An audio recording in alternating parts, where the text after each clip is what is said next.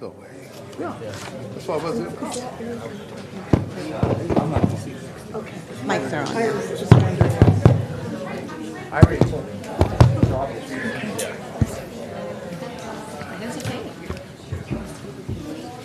Right. It having reached the hour of 5:30 p.m., I am calling the May 7th, 2024 Modesto City Council meeting to order and ask the city clerk to please call the roll. Councilmember Ricky. Present. Councilmember Bavaro. Aye. Councilmember. Councilmember Williams. Here. Councilmember Wright. Here. Councilmember Scudia-Brayton is absent. Vice Mayor. Here. Vice Mayor Alvarez, Here. excuse me, and Mayor Zwallen. Here. Will everyone please rise for the Pledge of Allegiance, followed by the invocation from Bill Canoyer from Redeemer Church. I pledge allegiance to the flag of the United States of America and to the republic for which it stands, one nation, under God, indivisible, with liberty and justice for all.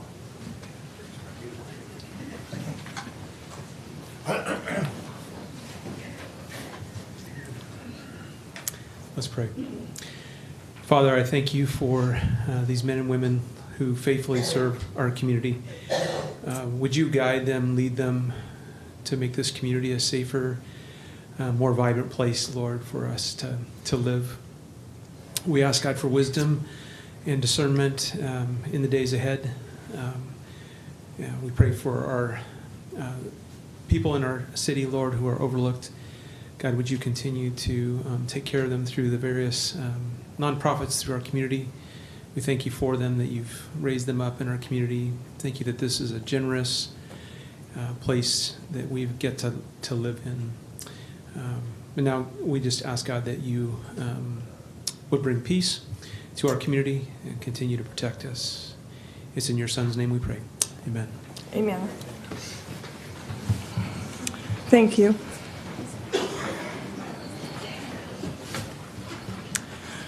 Does the city clerk have any announcements?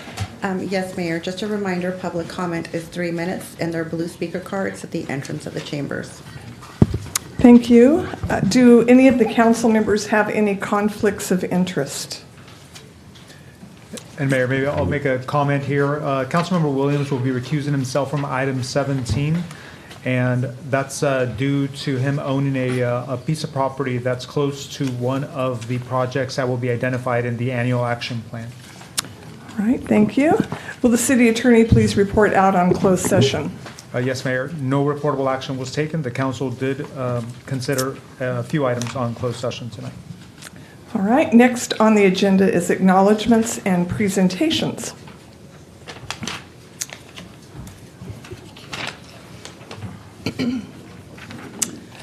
Item 1 is a proclamation declaring May 5th through 11th as National Public Service Recognition Week. I will read the proclamation.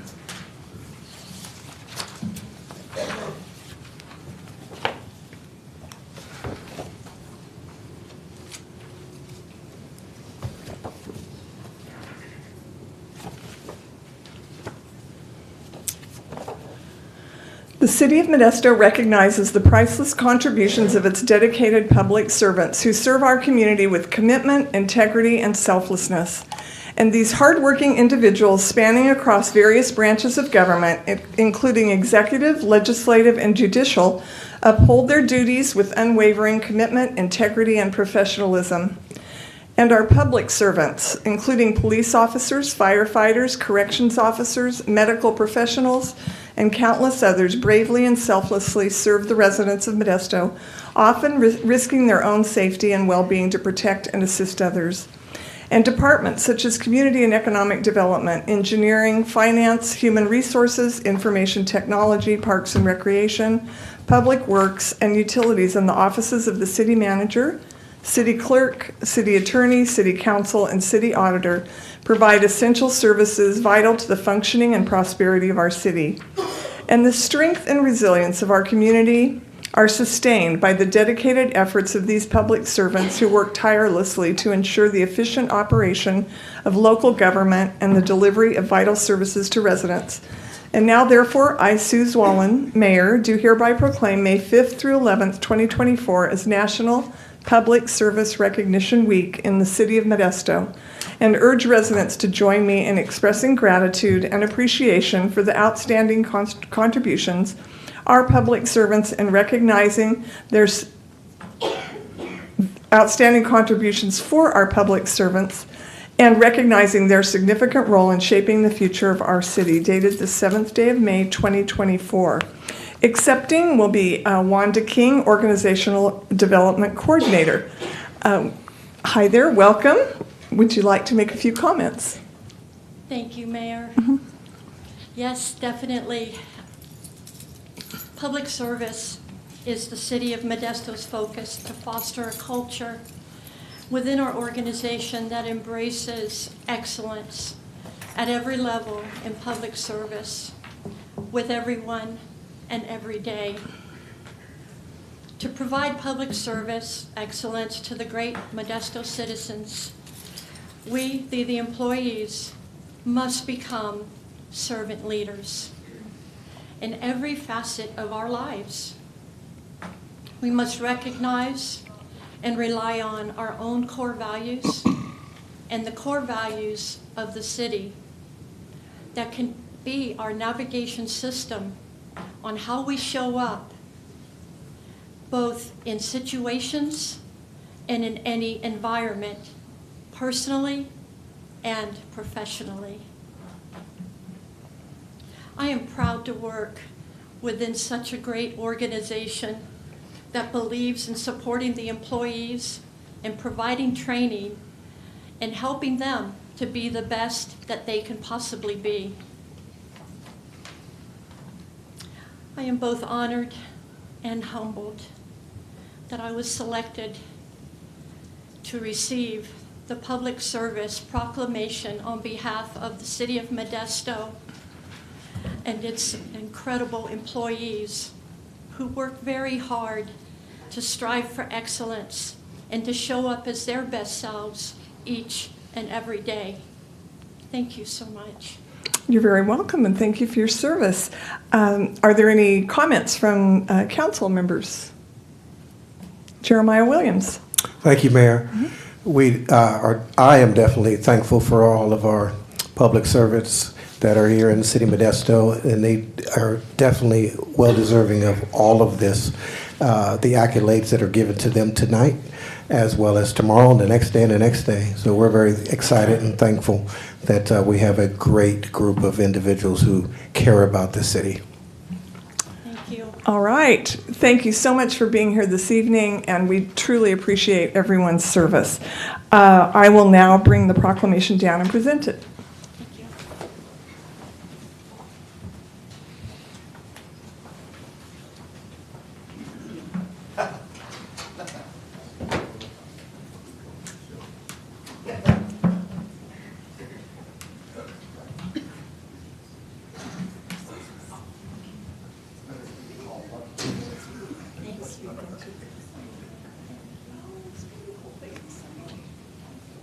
That was very touching.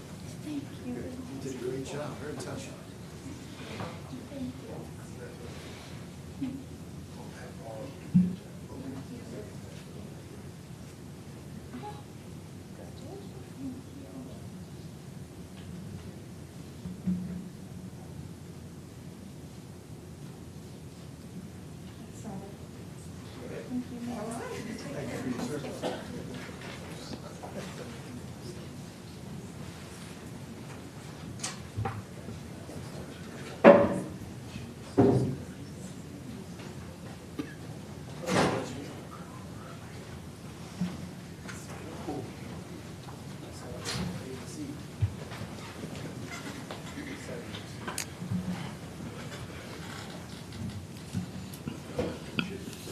Item 2 is a proclamation declaring May as National Older Americans Month. I will read the proclamation.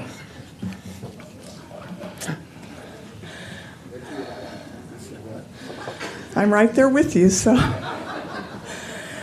Does it have the definition of older American? If so, I want my share. The City of Modesto includes a growing number of older Americans who play integral roles in shaping the fabric of our society by contributing their time, wisdom, and experience to our community. And older Americans serve as mentors, volunteers, caregivers, leaders, and advocates, inspiring individuals of all ages to strive for excellence and pursue lifelong learning. And the 2024 theme, Powered by Connection, recognizes the profound impact that meaningful relationships and social connections have on our health and well-being, emphasizing the importance of fostering connections that enhance the lives of older Americans. And the City of Modesto recognizes the importance of fostering a community that honors and respects older Americans, ensuring that they have access to resources, opportunities, and support systems that promote their well-being, independence, and inclusion. And now, therefore, I, Suze Wallen, Mayor, do hereby proclaim May 2024 as National Older Americans Month in the City of Modesto. I encourage all residents to join me in honoring and celebrating the contributions of older Americans to our city and in recognizing the power of connection to enhance the health and well-being of older adults.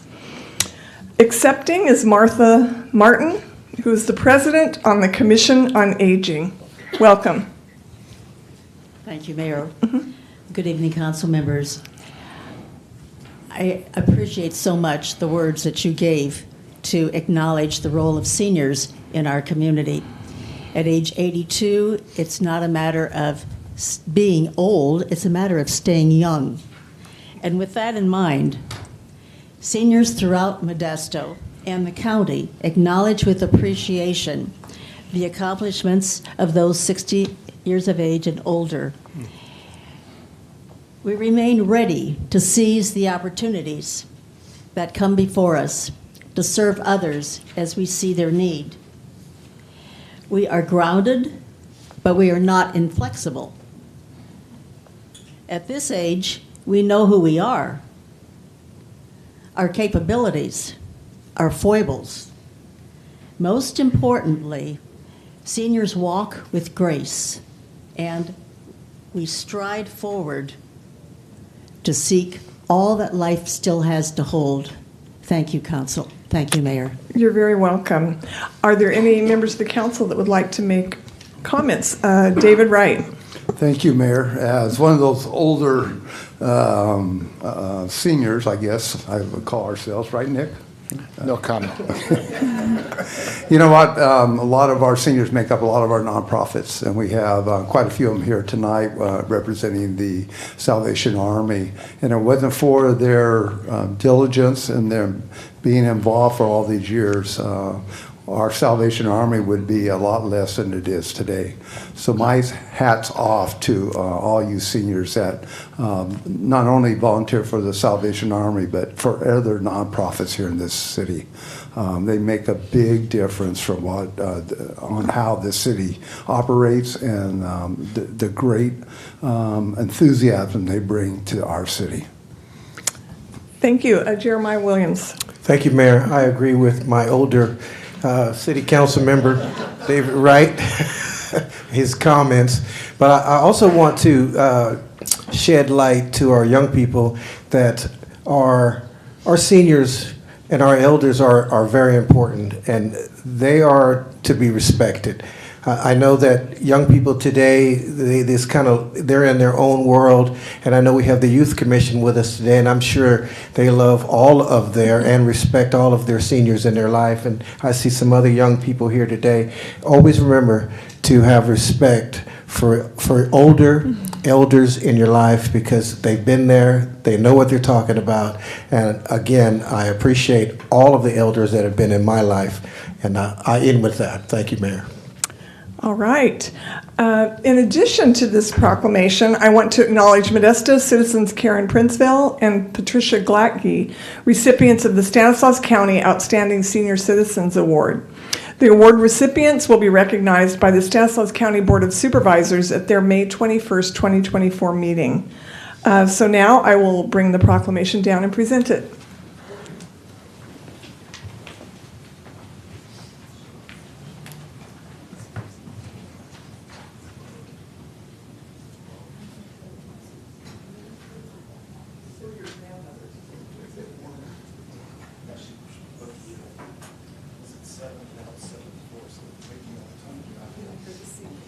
Really appreciate you and all that you do. I recognize your work and efforts. I truly appreciate it.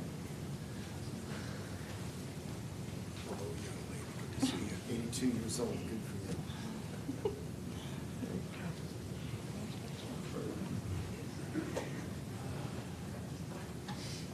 There you What's the aggregate age of all the people here right now? go. Appreciate it. 200? No, more than that. Come on.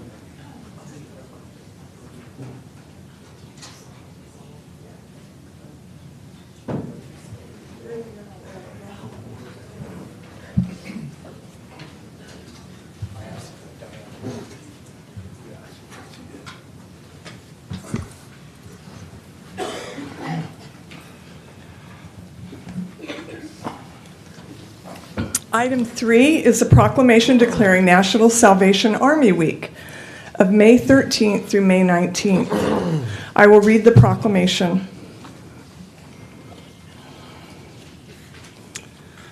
The Salvation Army has been a beacon of hope and compassion in the city of Modesto for over 140 years, providing comprehensive services to those in need.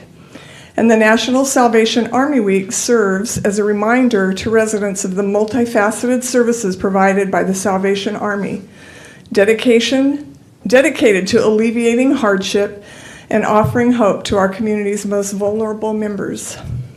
And it also serves as an opportunity to encourage residents to come together and serve their neighbors in need, fostering a sense of unity and solidarity within our community. And the City of Modesto recognizes the profound impact the Salvation Army has had on our community, empowering individuals and families to overcome challenges and build brighter futures. And now, therefore, I, Suze Wallen, Mayor, do hereby proclaim May 13th through 19th, 2024, as National Salvation Army Week in the City of Modesto, and urge all residents to join together to give back to the community in any way this is personally meaningful. This evening, we will have Major Darren Stratton of Salvation Army Modesto Corps to address us. Welcome.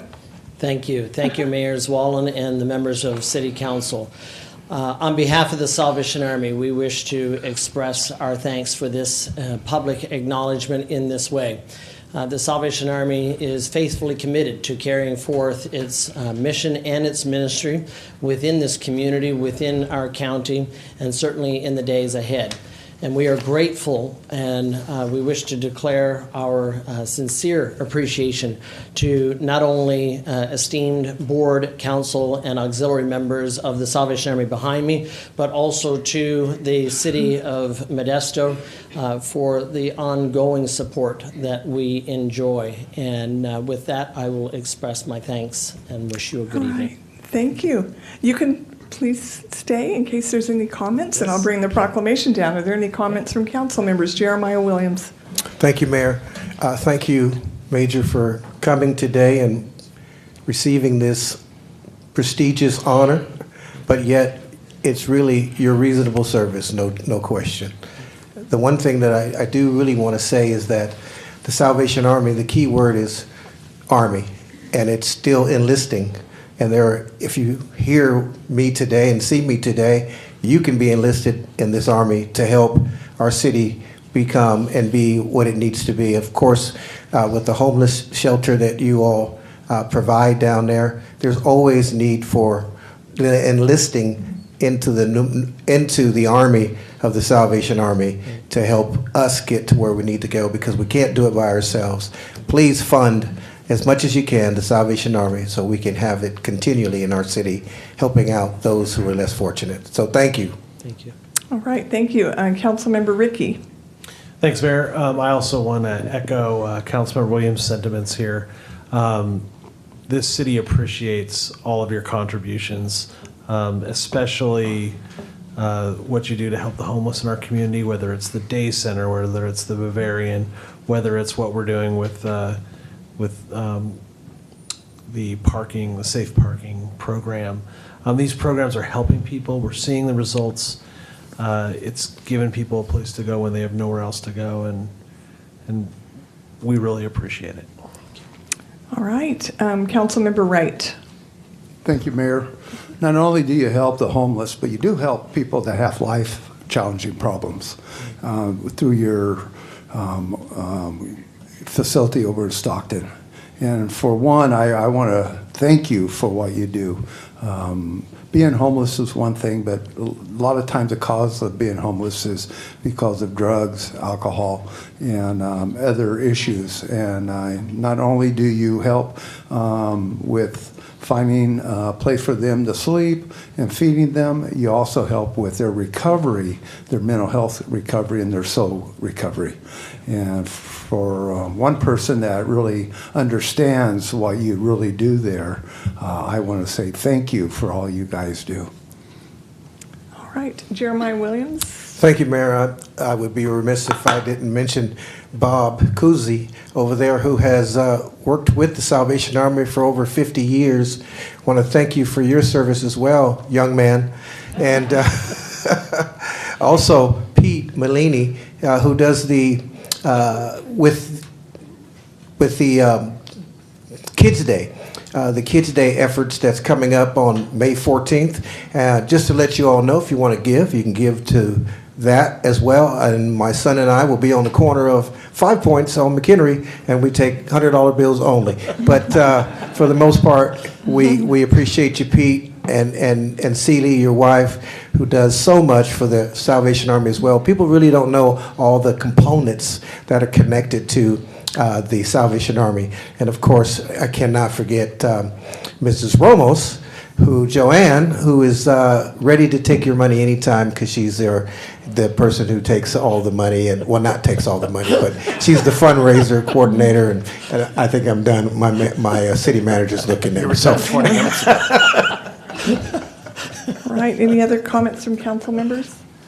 I just had one thought that I'll share, and I think that so often the people that you so diligently serve are not the ones that would be here tonight necessarily. So it's service that is done quietly, without expectation of, or maybe even sometimes even an awareness of what is being done.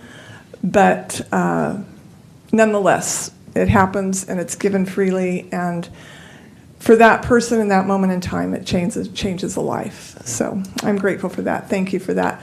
And thank you for being here this evening. I'll bring the certificate down. Thank you.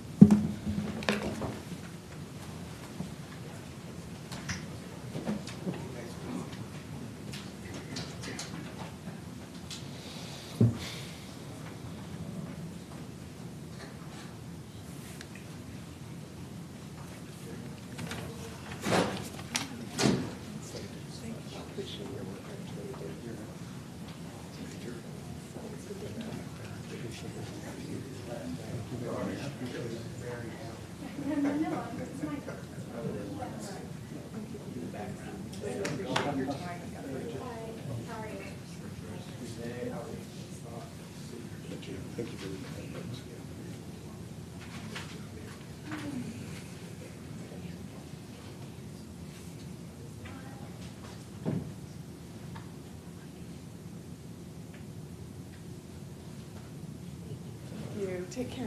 You're welcome.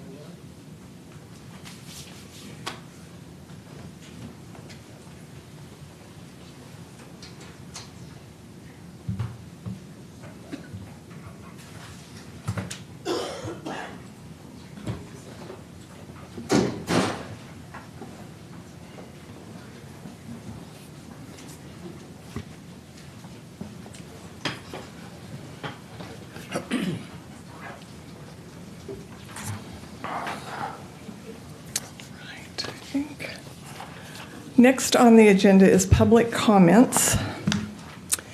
As noted on the agenda, public comment will be only in person. Zoom will still be available for viewing and wordly translation. Does anyone wish to speak on any item under public comment? This is for items not on the council agenda. And you have 3 minutes to speak. Anyone wishing to address the City Council is asked to follow the rules of decorum. The rules of decorum are posted at the entrance of the chambers. So at this time, I have 2 blue cards. First is Derek Castle. Good evening, Mayor, Council members, and a special shout out to our hard-working city staff tonight, and also to my fellow senior citizen volunteers. But I want a special shout out to the Salvation Army. My family goes back to the early days of the Salvation Army. Both my grandparents were Salvation Army, as were my parents, so I grew up Salvation Army, and I wouldn't be the person I am today without that foundation. So a big shout out to the Salvation Army. We know there are many families in Modesto who are, because of losing a job or major illness or something, have not been able to afford the sky-high rents and so have lost their housing. We badly need bridge housing for those families to assist them until they can get stable again financially. And the good news is we have, I believe, an already existing model that can help address that need. For nearly 20 years, the Family Promise organisation has been partnering with congregations in Modesto to successfully temporarily house families using underutilised rooms on their campuses. So far, it's only been a small program, not widely known in the community. But I believe it is a model that can be modified and expanded substantially. Since 2005, lots of churches have been taking families to stay on their campuses. And in every district, except I think maybe District 1. Councilmember Alvarez, in your district, First United Methodist Church with St Stanislaus Catholic Church, a supporting congregation. Councilmember Bavaro, One Church, and also St Paul's Episcopal Church have been taking in families. Councilmember Williams, Modesto Covenant Church and Davis Park Church of Christ have both been taking families. Councilmember Wright, St Joseph Catholic Church has been taking in families. And Councilmember Ricky, College Avenue Congregational, Emmanuel Lutheran, Geneva Presbyterian, Modesto Free Will Baptist, Congregation Beth Shalom, and of course the Church of the Brethren on Woodland Avenue have all been providing spaces for families to stay. While cabins for families on the Church of the Brethren vacant lot is almost certainly not going to happen, in a great many residential neighbourhoods all around Modesto, families have already been staying in churches until Family Promise can help them find a job and permanent accommodation. Never once in the last 20 years and in all those diverse neighbourhoods have we ever been aware of problems in the local neighbourhood with the local neighbours.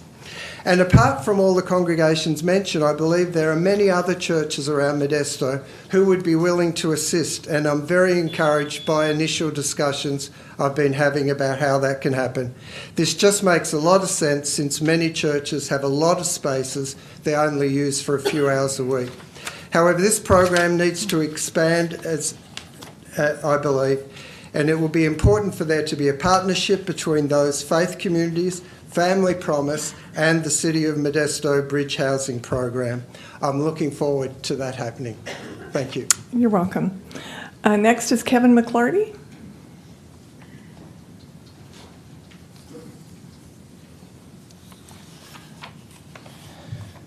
Hi, Mayor and Council. And, well, I want to thank the Mayor and the Council and the Modesto Police Department and the Fire Department for helping me out the last time I was here when I had that attack in my leg. And so I just can't thank you enough, and I was very impressed with the professionalism of everybody, and Mayor Sawallen's skills as a nurse certainly came through, and also her compassion and her bedside manner. And so I can't thank all of you enough. And I want to apologize for the fact that the meeting had to stop for a few moments and so forth. I want you to know that today, before I came down here, I had a banana.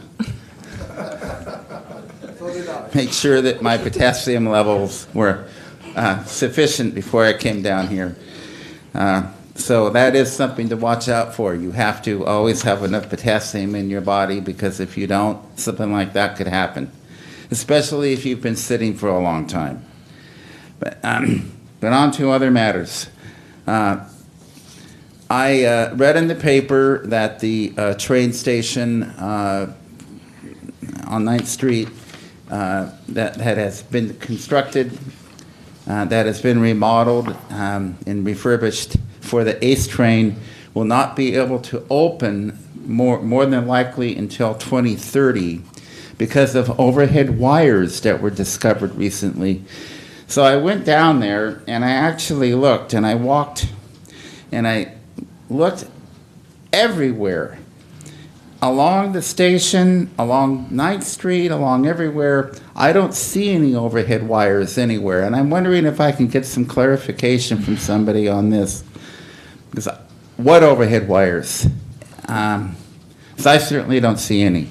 And that's all that I have. Thank you. Thank you. I usually do not, this is not an engagement time. We have a few seconds. They're underground. Optics, there's a lot of cables and things underground at that site. So that is my understanding of the problem. Thank you. Appreciate You're welcome. You're welcome. I do not have any other blue cards for public comment at this time. So is there anyone else wishing to come forward under public comment for items not on the agenda? All right, next on the agenda is consent items. An item may be removed from consent and discussed at the request of a member of the public or council member. Is there anyone on the council that would like a consent item removed for further discussion? Seeing none, is there anyone in the public that would like a consent item removed for further discussion or comment? Seeing none, will the city clerk please read the consent items? Yes, Mayor. Item 4, consider approving the minutes for the April 23rd, 2024 council meeting. Item 5, consider approving final adoption of ordinance 3778-CS, repealing and replacing Modesto Municipal Code Title 5, Chapter 9, providing definitions, permitting requirements, and operating standards for adult-oriented businesses, along with adding permitting provisions for adult performers and non-performers at adult-oriented businesses, and amending Title 10, Chapter 3, Article 3, regarding the definitions for adult-oriented businesses.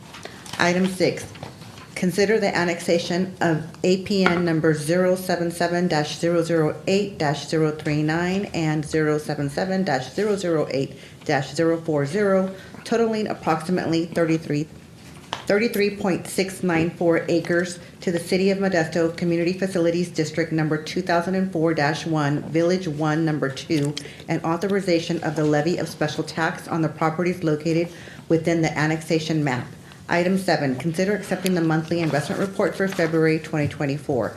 Item 8, consider accepting an informational report for the March 2024 accounts payable payment register and void report. Item 9, consider accepting an informational report on the January and February 2024 grant applications and awards. Item 10, consider approving the Second Amendment for Black Flow Prevention Testing Services to a revised total amount not to exceed $650,000. Item 11, consider approving the First Amendment with HDR Engineering Incorporated for the feasibility study for the City of Modesto's compost facility in the amount of $96,062 to a revised total amount not to exceed $193,117 over the term of the original agreement. Item 12, consider approving the plans and specs for the Jennings Well Treatment Improvements Project, accepting the bid and awarding a construction contract to TNT Industrial Contractors Incorporated out of Sacramento, California, in the amount of $1,135,700, and authorizing 15% for contingency if needed, for a total payment amount not to exceed $1,306,055, and approving an agreement with West Yost Associates out of Sacramento, California, for engineering support, design, construction services for a total amount not to exceed $86,570.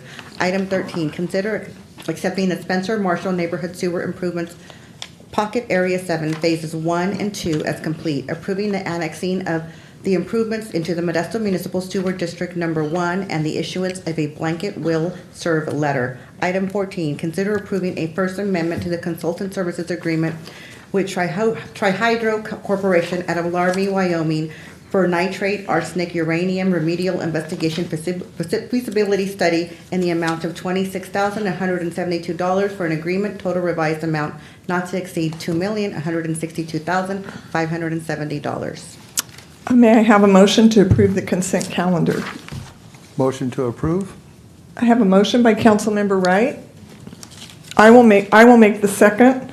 Will the city clerk please call the roll? Councilmember Ricky. Aye. Councilmember Bavaro. Aye. Councilmember Williams. Aye. Councilmember Wright. Aye. Vice Mayor Alvarez. Aye. And Mayor Zwallen. Aye. Motion carries 6-0. Next on the agenda is council comments and reports. Do any of the council members have any comments and reports? Councilmember Ricky. Thanks, Mayor. I just found out Modesto no longer has a daily newspaper. We're a city of 225,000 people. We have no daily newspaper, and we have no local television. Most of our radio stations are satellites and have no local DJs. Modesto needs to act and revitalize local media. Journalism is critical to a healthy community. Yesterday, 2/3 of the Modesto Bee's feed, their digital feed, that's what they do now, they were national stories. Our local stories are just not being told. Our history is no longer being effectively kept. Modesto needs local media that isn't controlled by Wall Street and hedge funds, whose primary function is informing citizens. The good news is we have lots of opportunities, and I can't wait to team up with this community to make it happen. I'm also really excited about the possibility of updating our ordinances that control landmarks in our city, along with updating our architectural codes. Right now, our Landmark Preservation Committee is powerless to protect our landmarks. Just this year, we've lost A&W Root Beer, a place where people cruised for 50 years. We also lost the Old Victorian on Orangeburg and Tully. We almost lost the Old Stockton Savings on I Street. It's time for us to take control of our city's history and its future. Thank you, Mayor. You're welcome. Jeremiah Williams. Thank you, Mayor. On Friday, we had the opportunity to be at the King Kennedy Center for their Cinco de Mayo festivities, and was planning to be at the Cinco de Mayo on Saturday. Of course, it was a little rainy, but they still had it, and I think that's admirable of them to continue the celebration, and I would definitely catch up with them next year. However, I did have another event with the men's group.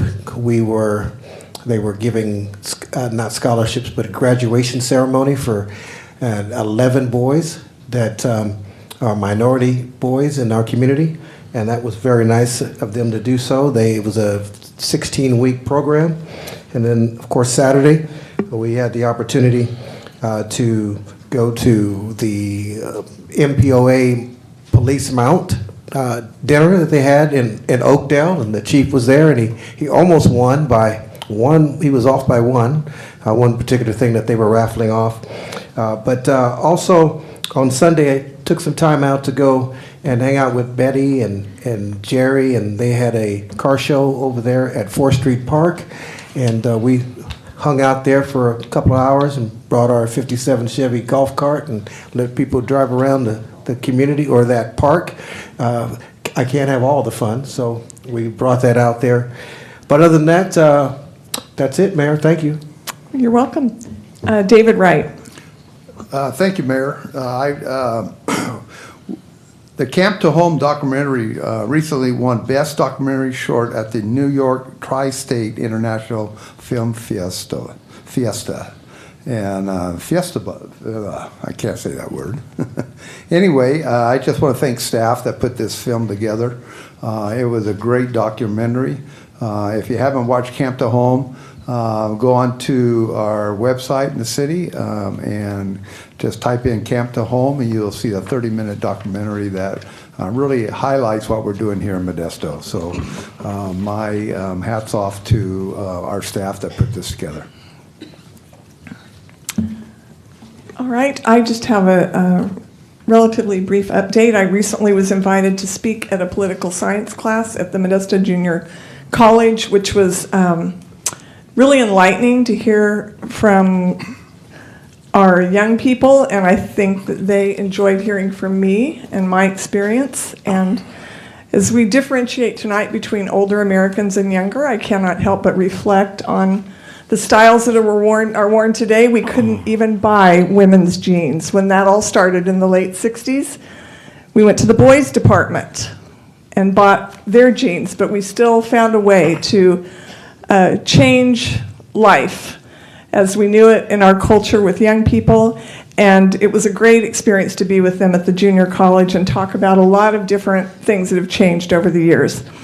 I attended Supervisor Graywall's State of the County and was inspired to hear his words and positive outlook on the future of our county. Love Modesto was another glorious day to see everyone in our community out giving back to the community as we so often do. I attended a Veterans Scholarship Dinner, there again honoring young people and giving them a brighter future. And recently attended a retirement at the Modesto Fire Department, and it's of Chris, and I'm not sure exactly how to pronounce his last name, Jelinek. We honored him for his service, and those little festivities, they're always short, well done, and greatly appreciated. So it was enjoyable to be able to attend that and celebrate his service to our community. Now we'll have a report from Eric Alvarez, Vice Mayor Alvarez. Thank you, Mayor. Thank you, Mayor. I ended up pressing my button a little too late, so I apologize that you... no worries, it's good. Go the typical order. It's all good. I want to talk about a few things today, public safety, events, and then car culture. The City of Modesto would like to express again gratitude for and appreciation for Congressmember John Duarte, who secured federal funding of $3.5 million for the City of Modesto's 911 call center a few weeks ago. The $3.5 million in funding will provide crucial financial support for advancing emerging technologies for our dispatch center that will improve emergency response times and communication between dispatchers, first responders, and our residents, ultimately strengthening public safety in our communities. With that said, I want to also thank the Modesto Police Department under the leadership of Chief Gillespie for their dedication to making Modesto a safe place. As my colleague, Councilmember Bavaro likes to say, for making Modesto a safe place to live, work, and raise our families. Just a quick snapshot of 2023 statistics for public safety. Homicide is down 22%. Auto theft is down 6%. Property crime is down 16%. And violent crimes overall are down 15%. A couple of events to highlight. Farmers Market, as we all are probably aware, are back. The Certified Farmers Market offers fresh local produce here downtown, a variety of artisan goods, and takes place Thursdays and Saturdays from 8 to 1 p.m. on 16th and on 16th Street between H and I Streets. First Fridays also back. First Fridays are evenings of live music, local vendors, dancing, games, and much more, family friendly. The hours are from 5 to 9, first Friday of each month. And in terms of car culture, we just rounded off our 1-year anniversary for since the cruising ban was lifted in the city of Modesto and the state of California. And the McHenry Museum, in honor and recognition of that, is partnering with the city of Modesto staff, and they've been seeking support and developing an exhibition featuring local lowriders and Chicano community culture. There's been a couple of workshops that have taken place over the last few weeks and they've all been well attended. Ultimately, that effort is intended to serve as a platform for Chicano activism, community building, identity, and self-expression. So my hat's off to the lowrider community and the car community in general for being such contributing members of our communities. And that's it, Mayor. Thank you. You're welcome. Any other comments and reports from council members? Seeing none, does the city manager have any comments and reports? All right. Next on the agenda is unfinished business. Item 15.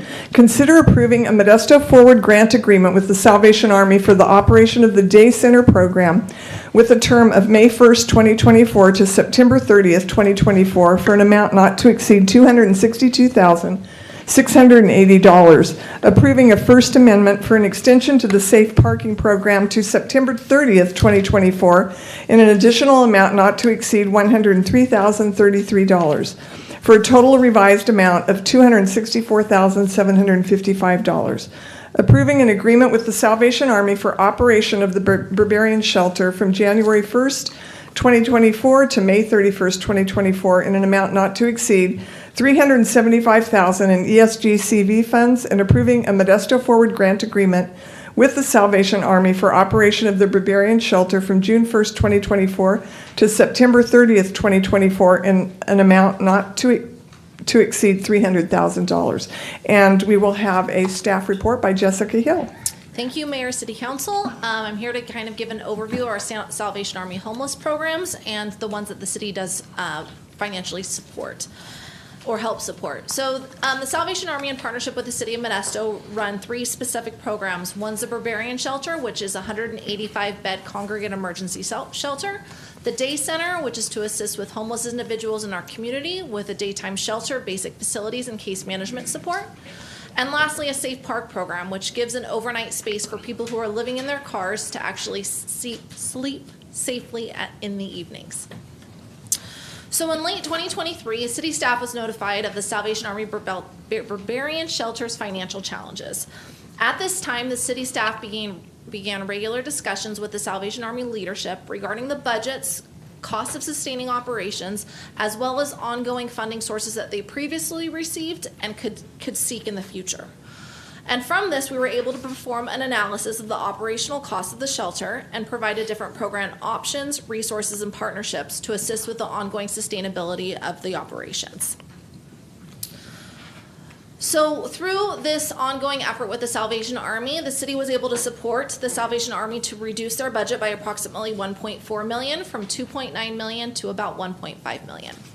We've been able to explore in partnership 85 different funding sources, which has resulted in $5.7 million in pending funds that can help support the Salvation Army long term. Some of those sources include CalAIM, state, federal, and local private funding opportunities. So the Barbarian Shelter overall is, again, this emergency shelter to help provide support to homeless individuals for 185 beds. I did want to give a brief overview of the amount of people that the Salvation Army was able to support through their Barbarian Shelter. So although they have 185 beds, they've been able to serve 1,043 unique individuals over the time period January 1st, 2023 through April 30th, 2024. As you can see, some of the demographics of what they're serving is 96 of them were over 65. About half of them had a mental health disorder, 35% had a chronic health condition, and 37% have a physical disability.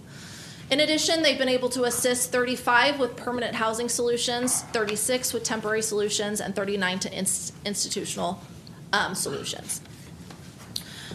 Here, I thought this was an interesting demographic to really show the income that those within the shelter were making. And so 73 of those are working, and that's out of the 1,043. And then of those, 33 are making more than $2,000 per month. And so really connecting them to that next step to permanent housing is essential. So as we talked about for the Barbarian, their previous budget was $2.9 million. We've been able to reduce their budget to $1.5 million, which is about a monthly budget amount of $125,000. What staff's recommendation is to contribute $75,000 per month from January 1st, 2024 through September 30th, 2024. And this represents the Salvation Army's actual fiscal year, which would end September 30th. The portion that we'd be supporting would be through ARPA and ESG CV funds. Additionally, as we looked at the reduction of their shelter operation budget, this represents them moving to a night-only shelter, which would be supplemented by our day center. So as we move on to our day center, it's a resource for individuals experiencing homelessness, as well as drop-in services to include meals, job training, showers, and laundry. We're able to launch it on November 1st and is currently open Monday through Friday, 9 to 5. Through the day center, on average, we've been able to serve between 30 and 40 individuals per day. We do anticipate this to grow significantly, probably by about 185 once they move to a nighttime only shelter. Of that, through the data we've received as well, is we've served 376 unique individuals. And so we're seeing some people come on just Mondays and Wednesdays, some people coming Tuesdays and Thursdays, but overall, 376 unique individuals have come to have this service in the community. About half are chronically homeless. Again, more than half had a mental health disorder, and we've been able to assist 5 with permanent housing solutions.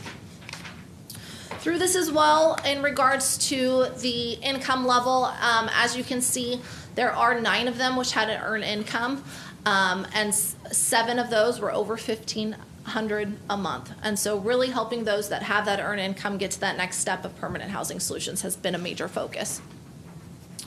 So for their budget of the extended term, it would be $262,680 and a monthly contribution of just over $52,000. And so staff's recommending to use ARPA funds through September 30th of 2024, again to align with their Barbarian shelter and their fiscal year. And then our goal is, through this, is CalAIM has what's called a day habilitation services, which looks like it'll fully fund the day center moving forward once we get them as a CalAIM formal provider. What the also big change is, the Barbarian shelter will transition to a night-only service, which will be now supplemented by our day center program. Last up is our Safe Park program, and this is the overnight safe location for people to park of those who are living in their cars. This program, over its time, has been able to assist 4 individuals with obtaining permanent housing. Overall, we've been able to serve 69 individuals through the term of the program, which has been September 1st, 2023 through April 30th, 2024. Of those, we have their demographics, which 8 were 65 plus, 23 of those had a mental health disorder, and 31 had a physical disability. As I touched on before, we've been able to move 4 to permanent solutions and then 4 others to different temporary solutions. Of that as well, we didn't want to include income. 12 of those did have earned income, so they were going to their jobs during the day, and 4 of that were making over $2,000 a month. So in regards to those who have looked into this program, we've pre-screened a total of 107, which 75 of those had qualified, and 69 has chose to spend at least one night. Of those that did not meet the criteria, we have the reasons on the right. So the highest reason is no insurance and no registration, followed by RV, followed by insurance. And so what we've done in partnership with the Salvation Army is there is funding in their contract to help connect the individuals to insurance, registration, and driver's license to help overcome those barriers and then qualify for the program. So the proposed program cost for the extended term is just over $100,000 for a monthly contribution of just over $20,000. As a reminder, this is a 4-party agreement between Stanislaus Foods, Stanislaus County, the Salvation Army, and the City of Modesto. So we do meet regularly to talk about program successes, barriers, and any potential changes. And so RVs is something that continues to come up to see if we can help reduce that barrier in the future. The goal is to extend the safe parking program through September 30th, 2024, and use ARPA funds to help fund it for the same timeline as the day center and the Barbarian shelter. So here is an overview of the programs and the funding sources we're looking to fund the Salvation Army for this period of time. As you can see, it's just a total of ARPA of $665,000, ESG CV funds of $375,000 for a grand total of just over $1 million. In addition, the city's worked really hard to bring on a consultant, which we're speaking to home base, to help support the Salvation Army with grant administration, grant writing, as well as the policy and procedure development once the grants are received so they're effectively implemented. The goal of this is to ensure that once these funding sources are obtained, that they're sustainable for the operations of these programs into the future. So all funding that is approved tonight will be on a cost reimbursement basis, and the city collects detailed invoices that are reviewed by city staff prior to releasing any funds, and so it is for direct costs of the program. And then the funding is to ensure that we fill the gaps of all programs through September 30th, as additional funding is secured from that $5.7 million that we do have out there pending. And with that, I'm happy to answer any questions. All right, thank you for your presentation. Does council have any questions of staff? Councilmember Wright. Thank you, Mayor. I'm really intrigued by the amount of people that are in the shelter that have earned income. Do we know approximately how many per night? I know there's 73 individuals over the course of I think it was a year or 6 months or whatever. But do we know about how many each night is there due to not finding that are working but really don't have a place to live? So we don't today, but that data is collected, and so we could look at specific snapshots of how many in the shelter actually have what sources of income and how much income. Right, and I that's one thing that we have to citizens have to realize here in Modesto, that our bridge housing is hopefully there to help get some of these people that are working into transitional housing so we can find permanent housing for them. There is a lack of transitional housing out there, and that's one of the reasons why our shelters are full a lot of times, because we have people that are actually working. They're productive citizens here in Modesto, but they just have a place to sleep at night.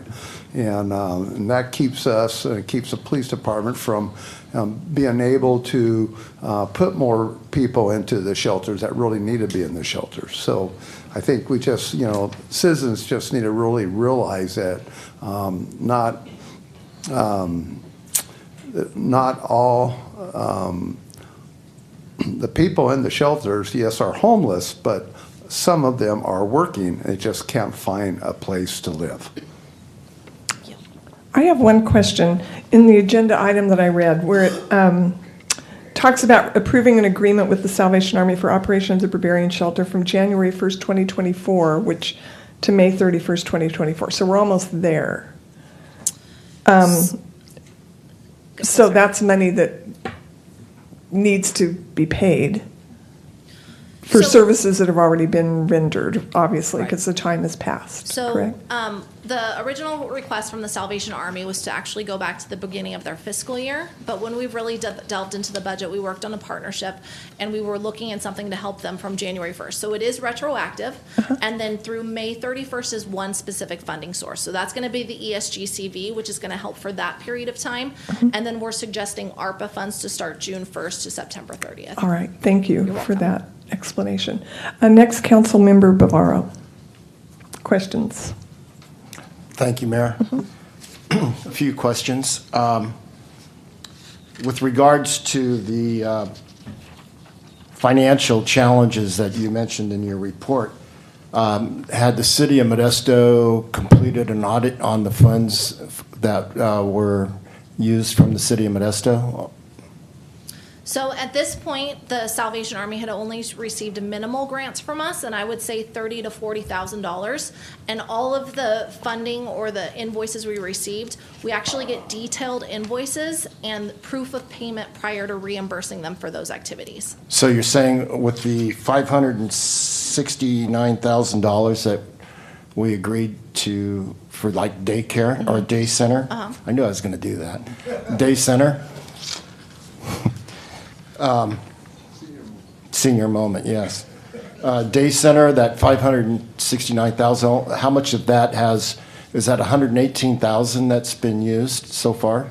So it's less than that $569,000 Okay, amount. in your report, it says, in the council agenda, it says at this time, the day center has expended $118,069.61 of the contracted amount of $569,546. So they've only used $118,000. Correct, and they've only been given the $118,000. So the rest is still being held into this by the city until they actually incur those costs and submit an invoice for them. Why haven't they incurred those costs? So I'm going to have the Salvation Army kind of speak to some hurdles that they've had in launching the day center. From a staff standpoint, is they've had trouble actually hiring the correct people to actually build it to the capacity it needs to be and what it was originally budgeted for. Are they going to come up, or do we Is there do that any other separate? questions I can I do answer? have Okay. several other questions, if you don't mind. In the council report, it says, on May 9th, 2023, Resolution 227, the council approved allocations of these $569,000 funds. And it says that the Salvation Army has served nearly 500 individuals, averaging about 50 individuals per day. If you go to the next page on that report, it says that the day center actually had 30 individuals per day and only 376, not 500. So which is the correct answer, or which is the correct one? So some of the hurdles we dealt with the launch of the day center is everything traditionally is entered into what's called our homeless management information system. And we've never had a day center open in this capacity in our community before. And so we've struggled to really figure out how to implement the homeless management information system. So the original data was kind of more of a tally and check-in sheets from the Salvation Army. And so the tallies were higher at more of a 500, but it was counting people from the shelter as well. So what we wanted to do was ensure that we had all that information on our homeless management information system, and the 376 and about 30 to 40 per day is the accurate information. I remember when we had this hearing, I recollect being told that there were going to be a couple hundred people per day, not 30 people per day. So to me, this is not a success story, to be honest. And my question is what is the Salvation Army doing in their outreach program to reach reach the homeless people, but also the deep homeless that we see in Dry Creek and we see in other areas? What is their outreach program to bring people to the day center? So I'll speak to what's happening now, and then I'll let the major expand on the specific Salvation Army efforts. So Can you confirm that those funds that we have allocated for the day center and safe parking has indeed been used for those programs, and if you can confirm that those funds have not been commingled with other projects and programs at Salvation Army? So I'll have the major speak to the Salvation Army portion of it, but we do get detailed invoices that outlines the program and the allocation of staff time, which is associated to each of those. And the $1 million, I'm sorry. That's okay. And so we make sure that we have all proof of payment and proof of expenses before we reimburse and pay any, I will say, grant-funded activity, what the reimbursement amount would be. In regards to outreach, really quick, before all of the outreach primarily right now is through our chat team, our care team, and our BHRS outreach. And so they specifically will see people in the community. If they're interested in going to the day center, they will actually drive them to the day center and attend.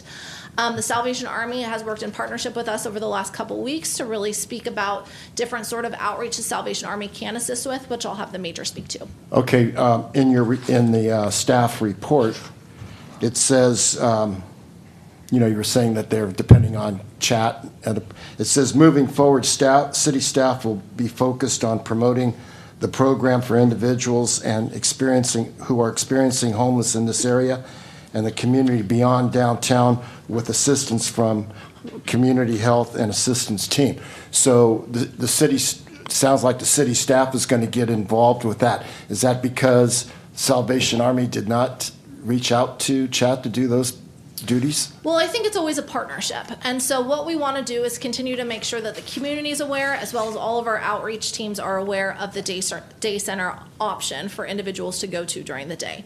So our chat team has been pivotal. I've been partnering with both Salvation Army and city staff in order to do so. But again, I'll have the major expand on some other efforts with the Salvation Army. On the report to the council, it mentions on the fiscal impact that it's over $1 million that we're going to be allocating through ARPA and ESG funds. Correct.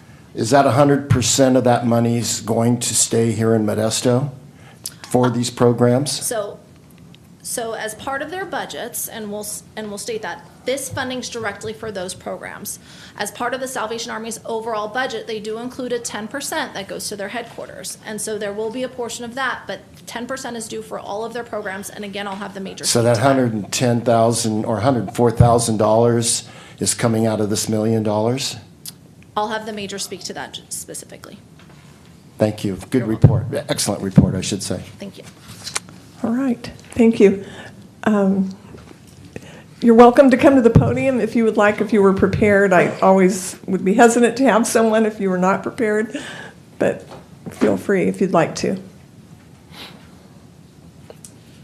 I don't know that I would have the memory, Madam Mayor, to remember all of the questions that you asked Mr. Bavaro, so I may ask you to readdress them to me specifically. But before you go to that point, let me just take a step back for a moment and remind people that when the Salvation Army opened the Barbarian Shelter in 2006, I believe it was, we have been meeting an unprecedented need for the unhoused in the city of Modesto and certainly within our county.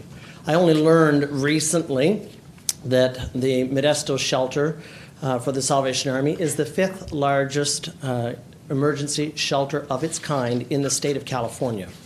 The work we are doing here is significant, and it takes partners to make that happen. I've been in this community now for 10 months, and I have learned that this community is extremely giving. I have learned that this community is very supportive. I personally am very proud to be in this community. I can tell you that whether I am in my uniform or whether I'm out of my uniform, I am being recognized as one who is a leader within this community. I take that very seriously. I understand some of the concerns that Mr. Bavaro has raised, and specifically in general, I will say with respect to all Salvation Army funds that are incurred, they are specifically earmarked for specific programs. And as they are earmarked, whether that is through governmental support, whether that is through public support or donors, all of those funds go to their specific funded intended purposes. So we strive in every area of our operation to live with integrity. I am not going to stand before this esteemed body and ask for one thing here while doing something else elsewhere out of my office. My advisory board, along with my staff, along with myself and my wife who co-lead this organization, we are committed to integrity and operating our organization in such manner. Of that $1 million from ARPA and ESG funds that are going to be allocated to the Salvation Army, will 100% of those funds remain in Modesto for the Salvation Army? Or does a percentage of that go to your national headquarters? The Salvation Army is funded, sir, from the bottom up, which means the money stays locally in the community where it is raised. I will affirm Jessica's statement that traditionally 10% of all income that is received does go to our supervising headquarters. That is because as an international nonprofit organization, we do not shoulder the local burden or responsibility for risk management, legal services, property services, and the like. That 10% goes to offset those fees, which we are still very much incurring as a part of our local business model. This is how we keep our administrative burden low within any local community that we serve. 10% to be allocated elsewhere to a headquarters is not out of the realm of possible, nor is it too large of an ask, sir. Let me try it this way. Yes or no, 100% of the funds allocated by the city to Salvation Army going to remain in Modesto? Yes or no? I believe I've answered your question. You didn't answer my question. It's either a yes or no, or is there 10% of this going to go to your national headquarters? Depending on how the final contract is written, we will abide by the contract as it is written. With the city of Modesto? Correct. Okay, so I have to assume then based on what you're saying, is $104,000 is going to go out of our community. Fair enough to say that? If the contract is written in such manner, yes. Well, who For writes the contract? Is that written by the City of Modesto, or is it written by your national headquarters? Our national headquarters is not involved in these affairs, sir. Okay. I'm still not, I still don't feel like you answered my question, but that's okay.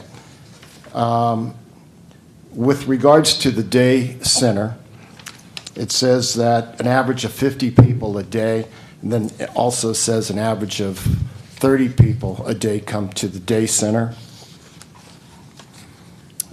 Originally, my recollection was there are going to be several hundred people a day. But there's not. It's 50 people a day. Would you consider that a success story of the day center? I consider that the fruit of initial efforts of a startup program, recognizing that there were some challenges to get the program off the ground initially.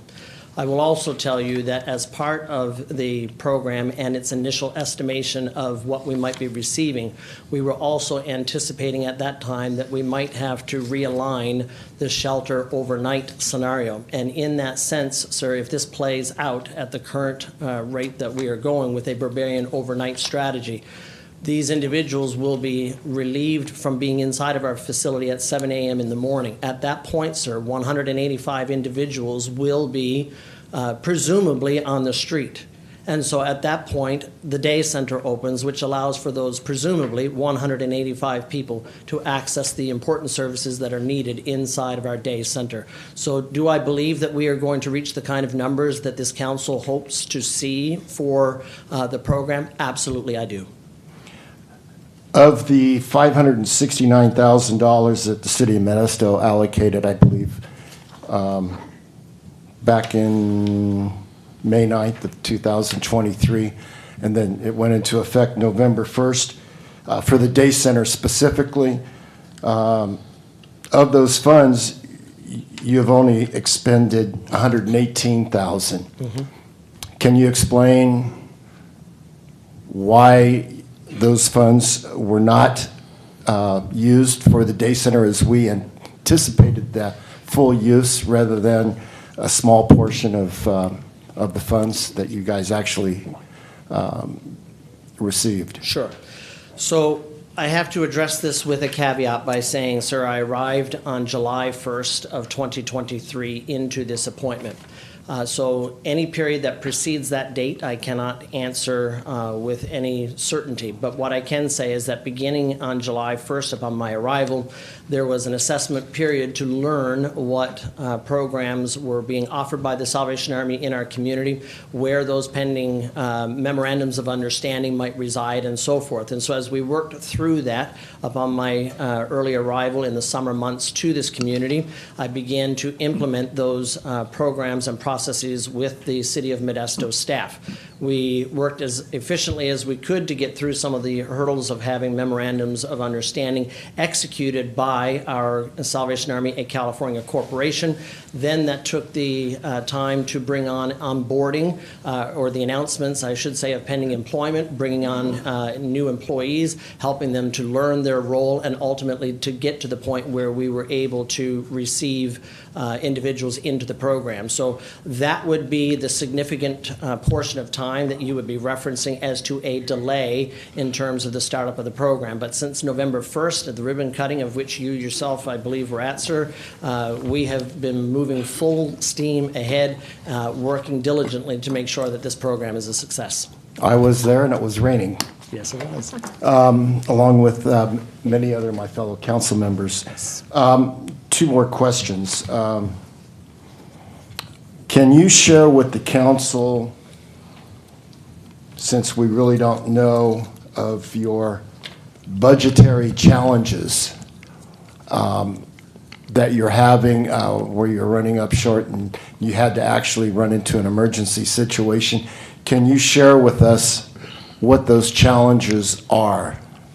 Well, as I shared with our staff this afternoon at a meeting, the realm of nonprofit work is challenging at best in best of times. As you know, we are in a period of unprecedented inflation within our country. And that does mean that all the costs of doing business, things that we would incur in our respective homes, have all gone up. And so you have this to contend with. Additionally, we have the fact that nonprofits are hit oftentimes on the income side because individuals who have that capacity to give are no longer able to give at that level.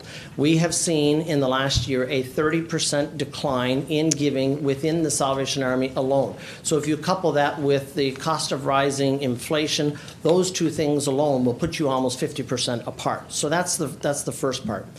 The other thing that I would want to just make mention to in terms of what created this urgency upon my arrival into Modesto goes back to a funding strategy of my predecessor, which was to have programs that would be funded perhaps through CalAIMS that ultimately did not meet the criteria of our organization for approval by way of risk management, legal requirements, essentially as an organization operating outside of our scope.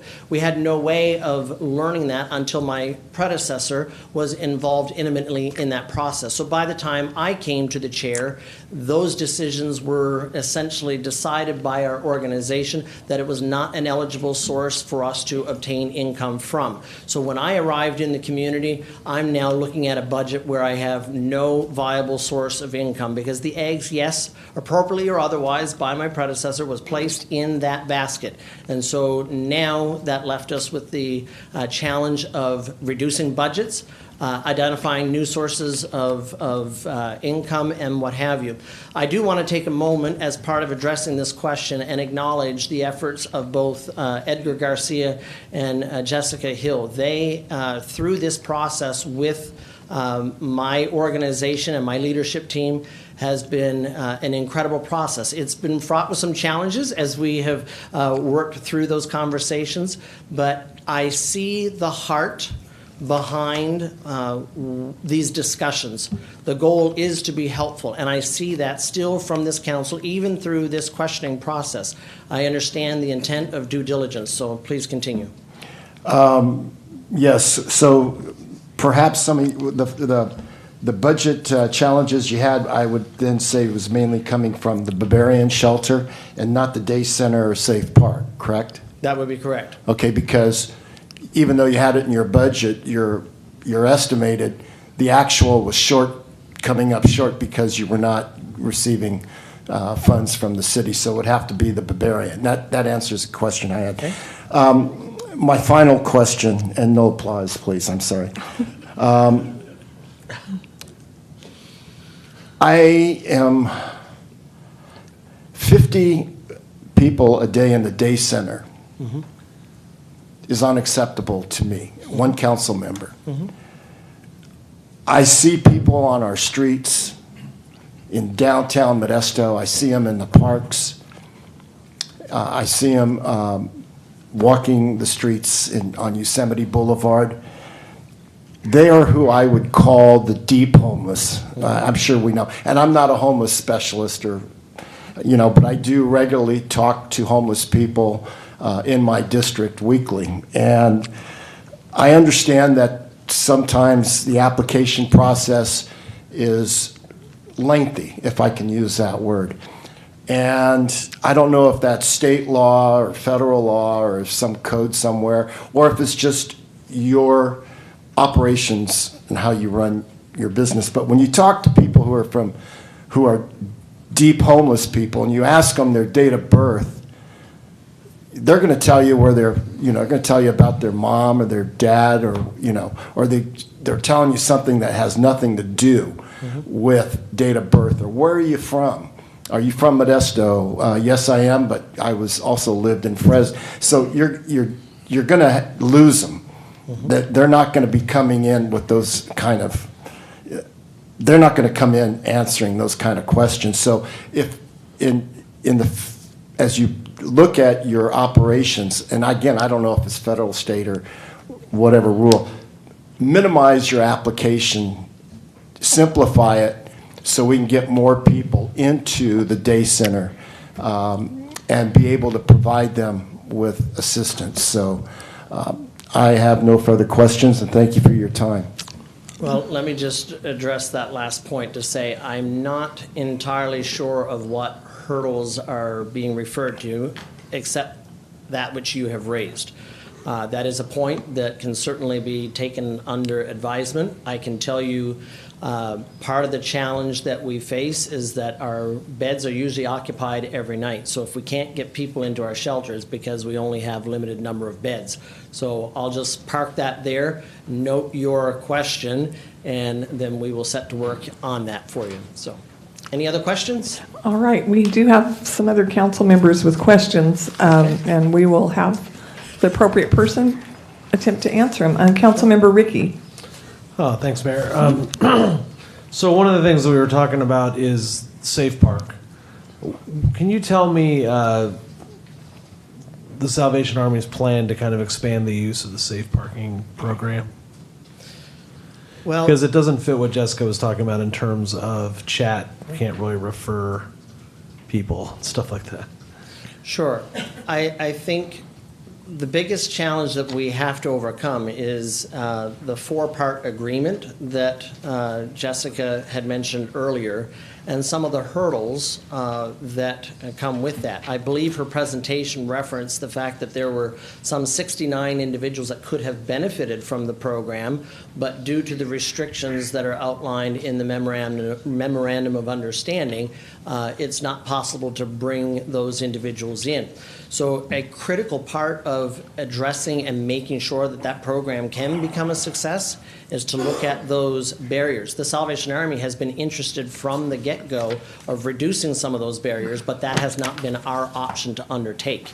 And so because that's not been our option, we are having to operate within the scope of the memorandum of understanding. Thank you. Can you tell me how many homeless beds we've added at your facility over the past 2 years? Total, I'm looking back to people behind me because I've only been here 10 months. I don't mean to put you on the spot. Yeah, that's okay. I believe our current capacity is at 185, and I do not believe, for the Barbarian side, and I do not believe that has changed. Please correct me if I'm wrong. Whoever's going to speak will need to speak in the microphone, or you'll have to repeat yourself. Can you please come and speak into the microphone? Thank you. I can speak to some of this. So some of the major changes over the last 2 years as well is they moved from a nighttime only to a 24-hour shelter. So that is one big change that happened during COVID. If the board, I don't know if the board member wants to come up, but that was some of the significant increases in the budget as well. I'm not talking about the budget. I'm just talking about beds. Have we increased beds in the past 2 years? And Jessica, maybe it's a question for you. I don't know. And there again, if you don't have exact numbers, we can get information later also. Well, depending on over the last 2 Please years. speak directly into the microphone so everyone can hear. Thank you. Over the last 2 years, 4 years ago, we increased from about 140 to the 180. And we have increased from 180, I think, to 182 at this time. All right. Thank you. And do you know what the most recent point in time count was for Modesto? I was at COC's last month meeting, and if memory does not fail me, it is 2,042 individuals, I believe it is, or 2,092. I know that it was a slight increase of 41 individuals. That number does stick out for me. Gotcha. And was that for the county or for Modesto? That is for the county. Do we have Modesto numbers? We have them. Sorry. I do, and I can get those numbers sent over to the council following this meeting. That'd be helpful. And then the next two questions are for Jessica, if you don't mind. What's our bridge housing goal in terms of units? So I think our goal is right now to ensure we expend the $3 million that council had authorized. We anticipate this could be up to 45 units, but I think that as we continue to analyze sites, if any sites are then viable, we would bring those forward to council, even if the $3 million were already expended. Okay. And what do you think the timeline is on bridge housing completion, like of a project, let's say? Do we have a... And I'm not trying to put you on the spot, Yeah, just of course. ballpark. So we are working on a bridge housing project in partnership with the county. That's going to be about 42 units that I believe will be brought forward to council in June. And so that's one. A second one, we're still assessing viability. I do believe it's a smaller site of about 10 to 15, and that's in partnership with the Gospel Mission, which I anticipate would be probably 3 months out. Thank you. That's all my questions. All right, Councilmember Williams. Thank you, Mayor. Thank you, Mayor. The question is pretty simple, or yes, the question is very simple. Doesn't the weather indicator dictate as far as the daily use of the day center?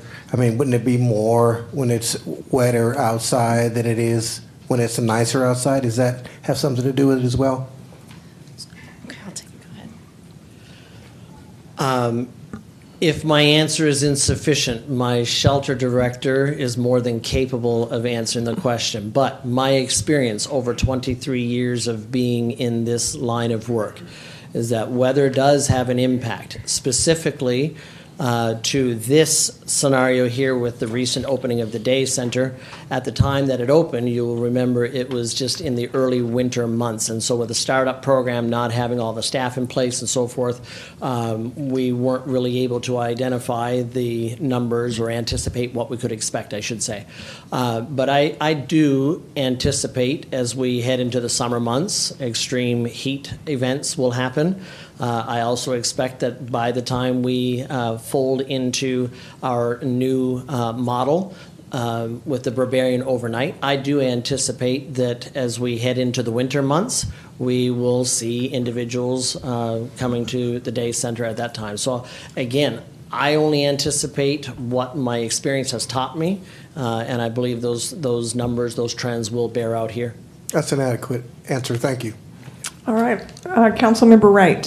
Thank you, Mayor. My question is concerning the day center. My understanding, we can't force a person to go to the day center if they're walking down the street or if they're in the park. Am I correct? Or can we force them to go to the day center? I think that would be a question to be referred to your police department or city council. So yes, you are correct. And so we can suggest, you can't be camping here, but we can take you here instead. And so that's kind of the suggestion that all of our outreach teams have done. But if somebody just walking down the street or just at the park, sitting at the park or sitting on the grass or whatever, there's nothing legally we can do to get them into a day center. They have the right to choose to stay where they are. They have the right to do that. Yes. Thank you. All right, any other questions regarding item 15 from staff? Thank you very much for your report. We will now open this item up to the public. Are there any members of the public that would like to come forward to speak under item 15? Welcome. Oh, sorry. Someone else? Yeah, that's for I know, well, for this item, I like to, whoever puts their hand up first, I always like to acknowledge, but.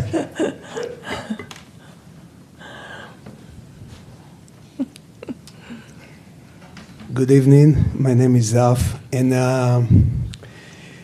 I have to say a couple things about the people asking about the day center. And I think we already talked about it so many times.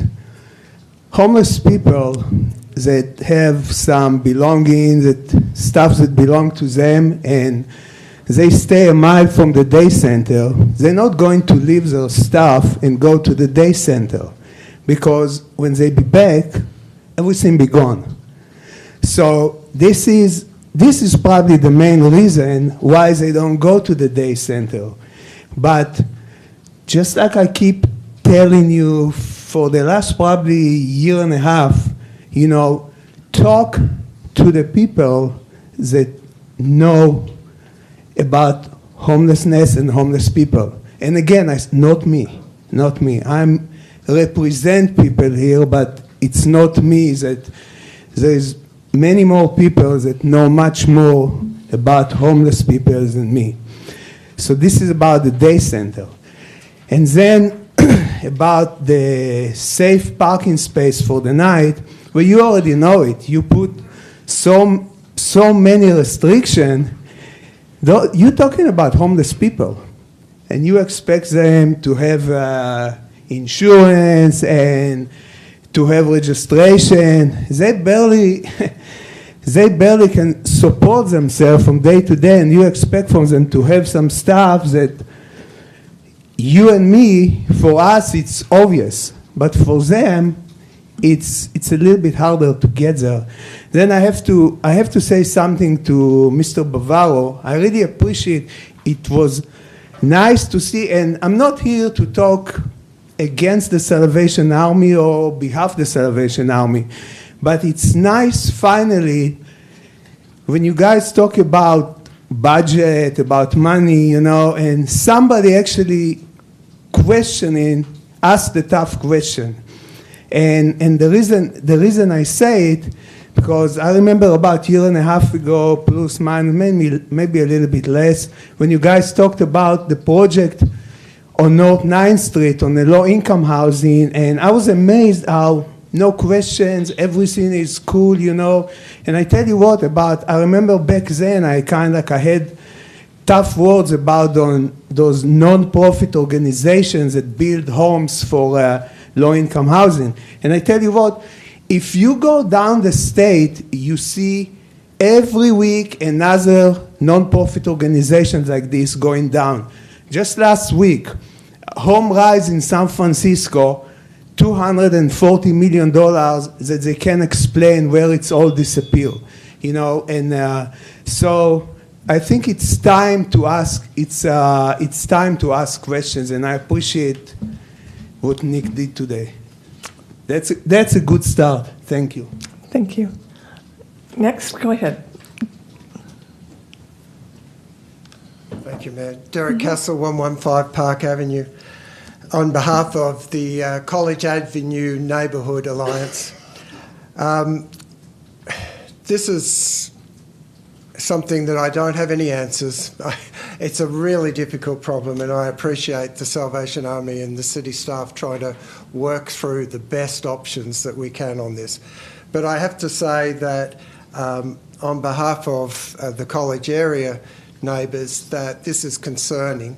One of the biggest problems that we've had in the neighbourhood has been the parks, Crusader Park and Enslin Park, being used as a day centre. And we were really excited when the idea of the day centre at the Salvation Army was proposed, with the different services that would be provided there. We felt like that would be a lot better option for the folk who were spending their days in the park to be able to have services to help them get out of homelessness. We felt like one of the problems that we had was groups coming and handing out food in the parks, and we felt like with the day centre here was an opportunity where families would be able to, the folk in the park would be able to go to somewhere and get some food without it being handed out in the park. So we were really excited, and I must say it's been a shame that it hasn't worked out as was hoped originally. But the day centre is really, really important from our perspective. Somehow we need to be able to make that day centre something where it's providing the services for folk and providing it at a place that where they can get other help other than the clothes washing and the food and other services. So I'm really hopeful that we can get this all sorted out. We can move ahead with a really, with a homeless, with a program for the day centre that is really effective, and then that hopefully will help alleviate some of the difficulties that have been occurring in our local parks. Thank you very much. You're welcome. Any other members of the public that would like to speak regarding item 15? Seeing none, I will close public comments and ask council for comments. Councilmember Wright. Thank you, Mayor. I just have one quick question for Jessica. On our day center, don't we have a spot for if somebody's coming to the day center and have some items that they can be stored and pick up after they leave? Yeah, we work with them on their items and to ensure that they can have their meal or their shower or do the laundry while they're there. Okay, Yes. so we do have a safe location for them Correct. to put their items if they come to the day center. Correct. Thank you. All right, Councilmember Ricky. Thanks. I think one of the main missing elements we're talking about here is, for people that are homeless, if they're thinking about visiting the day center, they have to give up their spot of wherever they're staying that night. And so most are not willing to do that. And that's kind of the rub, I think, right now, is that we don't have places for them to stay, right now, that they want to stay at. A lot of them like to camp or whatever. So I think that finding solutions, not all homeless people are the same. Not all homeless people have the same challenges. And so we have to have different solutions to address the different types of homelessness that are out there, whether it's mental health, substance abuse, economic challenges, whatever. And I think that right now we don't have a full slate of solutions.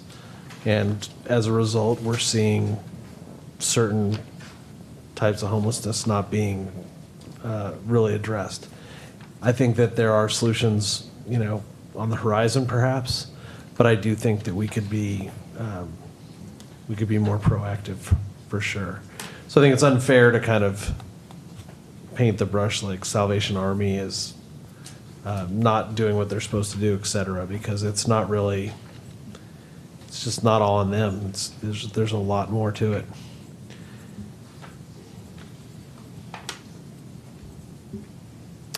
All right, Councilmember Williams. Thank you, Mayor. Unfortunately, this is not one of those one-size-fits-all kind of a scenario when it comes to those who are needing shelter, or those who are needing homes, or those who are needing affordable homes. This is a real travesty for all communities, a lot of communities across California and the United States. And today, we learned so much more about what the Salvation Army does based on my colleagues' questions. Maybe to some, it may have been a little rough or may have been good, but the point that I am receiving from it today is that people learned more about what the services and what Salvation Army really, really does for this community. Also on the comments, I'd like to thank Jessica Hill and Eric Edgar for their diligence and passion and hard work in trying to make this thing work. Their plate is full. They have so many other areas that they have to attend to, but yet they do this with all 100% of their energy for our community. So thank you, Jessica and Edgar and your department for everything you do in this realm, and you do it with excellence. Thank you, thank you, thank you. And as to the Salvation Army, like I said, this is not a one-size-fits-all kind of a problem, issue, thing that we deal with in our community, but you're doing the very, very best you can, and I thank you for that service. And I would hope that we can continue this and even get even more, the word doesn't come to me, but have something that really helps us all help these individuals who are in this plight. Tomorrow I might be in that plight. Some of the people in this room might be in that plight. You never can tell with life. But thank you for doing what you do for the Salvation Army and in the Salvation Army, the day center. And like I said, it's not a one-size-fits-all. Some people, like Councilmember Ricky said, some of them don't want to leave that spot. There's so many scenarios. It's so many issues. But we have to start somewhere. We have to do something. And maybe it's not to someone else's liking or someone else's idea of what needs to be done. then, you come up with something and help us get through this. But at this point, this is what we have, and this is what we're going to work with and work for. Thank you, Mayor. All right, Councilmember Bavaro. Thank you, Mayor. From my point of view, the leadership of the Salvation Army is disorganized. They have issues with their budget, issues with their use of funds. I'm disappointed on the numbers that we see in the day center. I'm disappointed in seeing the numbers of safe parking. The enemy of great is good. And we're not great here. We're just barely good. I expect higher results. And, the city of Modesto has lived up to, as a council member and this body, we've lived up to our obligation on providing you the financial resources to best manage our homeless population. I can't say that you've lived up to yours. So thank you. With respect to the day center and safe parking. Thank you, Mayor. All right. Any other comments regarding item 16? No, not item 16. Item 15 from council members. I will make a statement that I will be supporting these 5 resolutions. Having spent my life caring for the serious mentally ill and those with very serious substance abuse issues, this is not an easy undertaking, and every time I visit the site, I am impressed with what is accomplished with very limited resources. It is awe-inspiring because I know how difficult it is to care for each and every individual that is there. So I will be supporting these 5 resolutions. Any other comments? All right, this is long, so bear with me. A resolution approving a Modesto Forward Grant Agreement with Salvation Army for the operation of the Day Center in the amount not to exceed $262,680 with a term of May 1st, 2024 to September 30th, 2024, and authorizing the city manager or his designee to negotiate and execute the agreement for the continued operations of the program. A resolution approving a Modesto Forward Grant Agreement with the Salvation Army for the operation of the Barbarian Shelter in the amount not to exceed $300,000 with a term of June 1st, 2024 to September 30th, 2024, and authorizing the city manager or his designee to negotiate and execute an agreement for the operations of the program. A resolution approving an agreement with the Salvation Army for the operation of the Barbarian Shelter in an amount not to exceed $375,000 in ESG CV funds to support shelter operations with a term from January 1st, 2024 through May 31st, 2024, and authorizing the city manager or his designee to negotiate and execute the agreements. A resolution approving a First Amendment to the agreement with Salvation Army for the operation of the Safe Parking Program in the amount not to exceed $103,033 for a grand total amount of $264,755, extending the term to September 30th, 2024, and authorizing the city manager or his designee to negotiate and execute any required, required agreement for the operations of the program and to take necessary steps to implement the provisions of this resolution. A resolution amending the fiscal year 2023-2024 multi-year fund budget for project number 101460 for the Salvation Army's Day Center, Barbarian Shelter, and Safe Parking programs using Emergency Solutions Grant CARES Act, reallocated funds, and American Rescue Plan Act funds, and authorizing the city manager or his designee to take the necessary steps to implement the provisions of this resolution. Do I have a motion? Motion to approve. Second. Motion by Councilmember Wright, second by Councilmember Williams. Will the clerk please call the roll for this item? Councilmember Ricky? Aye. Councilmember Bavaro? No. Councilmember Williams? Aye. Councilmember Wright? Aye. Vice Mayor Alvarez? Aye. And Mayor Zwallen? Aye. So the motion carries 5-1. Next on the agenda is hearings. And at this time, I would like to take a 5-minute break. So we will return, let's say, at 7:20 p.m. Thank you.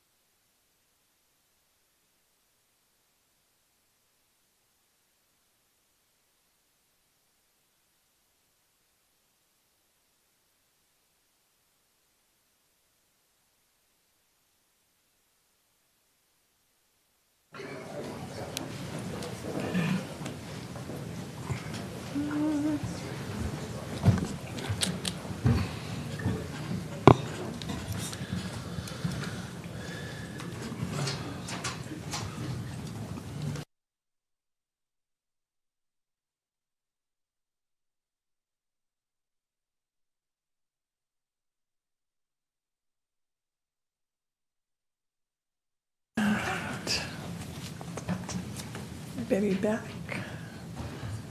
All right, we will continue with item 16. This is a hearing to consider an ordinance amending section 3-1.303 of the Modesto Municipal Code titled Administrative Penalties and Remedies to increase the administrative fines for violations of the fire code, including illegal fireworks violations, adding section 3-1.304 related to third-party administrative citations, adding section 3-1.305 related to response costs, and making other changes related to enforcement and administration of the fire code. So I will turn the time over to staff for our report. Welcome. Great. Thank you, Mayor, and good evening, Mayor and Council. Brandon Gillespie, Police Chief, and with me here is Interim Fire Chief Kevin Wise, and way in the back somewhere, there he is, John Fukasawa, our Deputy City Attorney, who helped us out with this as well. Tonight we want to provide you an overview for this hearing to consider amending sections of 3-1.003, and as you stated, increase administrative fines for violations of the fire code, including illegal fireworks, and adding section 3-1.305 related to third-party administrative citations, and adding section 3-1.305 related to response costs, and making other changes to the enforcement administration of the fire code. So I think, I know that we agree, and I think most would agree, that illegal fireworks pose a danger to life and property and are offensive to our public peace. Each year throughout our city, throughout the country, we have people who receive serious injuries, and there's property damage that occur from fires and explosions caused by illegal fireworks. The illegal fireworks are also sensitive or detrimental to the sensitive populations such as veterans, our animals. They also are issues with people with other disorders and children. And we hope that tonight, as we go through these overviews, that the council would consider adopting these amendments as proposed. Some background of this ordinance is back in 2005, the City Council approved an administrative penalty in the amount of $500 for the possession, sale, and use of fireworks. Then in 2007, the council increased that administrative penalty for the discharge of dangerous fireworks to $750. And then in 2009, it was increased to $1,000. So since 2009, the penalty for possession, use of fireworks, illegal fireworks, has been $1,000. Tonight, and I want to put this forward, the proposed changes that we're asking is to propose changes to amend the existing amendments to the administrative fines related to possession, use, or discharge of illegal fireworks to double that fine to $2,000, and it's going to be an escalating amount, so $2,000 for the first violation, $3,000 for the second violation, and $4,000 for subsequent violations, and this would be within a 36-month period. So if you receive your first citation would be $2,000. If you receive another second violation within a 36-month period, it increased to $3,000. And if you receive any subsequent violations within a 36-month period, the fine would be $4,000. Additionally, fines for the manufacturer sales of illegal fireworks would be increased from $1,000, which is the current violation, to $10,000 per violation to enhance the culpability of the acts of manufacture and sell of illegal fireworks. The fire chief will talk about this in a little bit, but the fines for all other violations for the fire code will be doubled from $250, which is for the first violation, to $500 for a second violation within any 12-month period, and $750 for any subsequent violations within a 12-month period. And that will go from to $500 for the first violation, $1,000 for the second violation, for a second violation within a 12-month period, and $1,500 for subsequent violations in a 12-month period.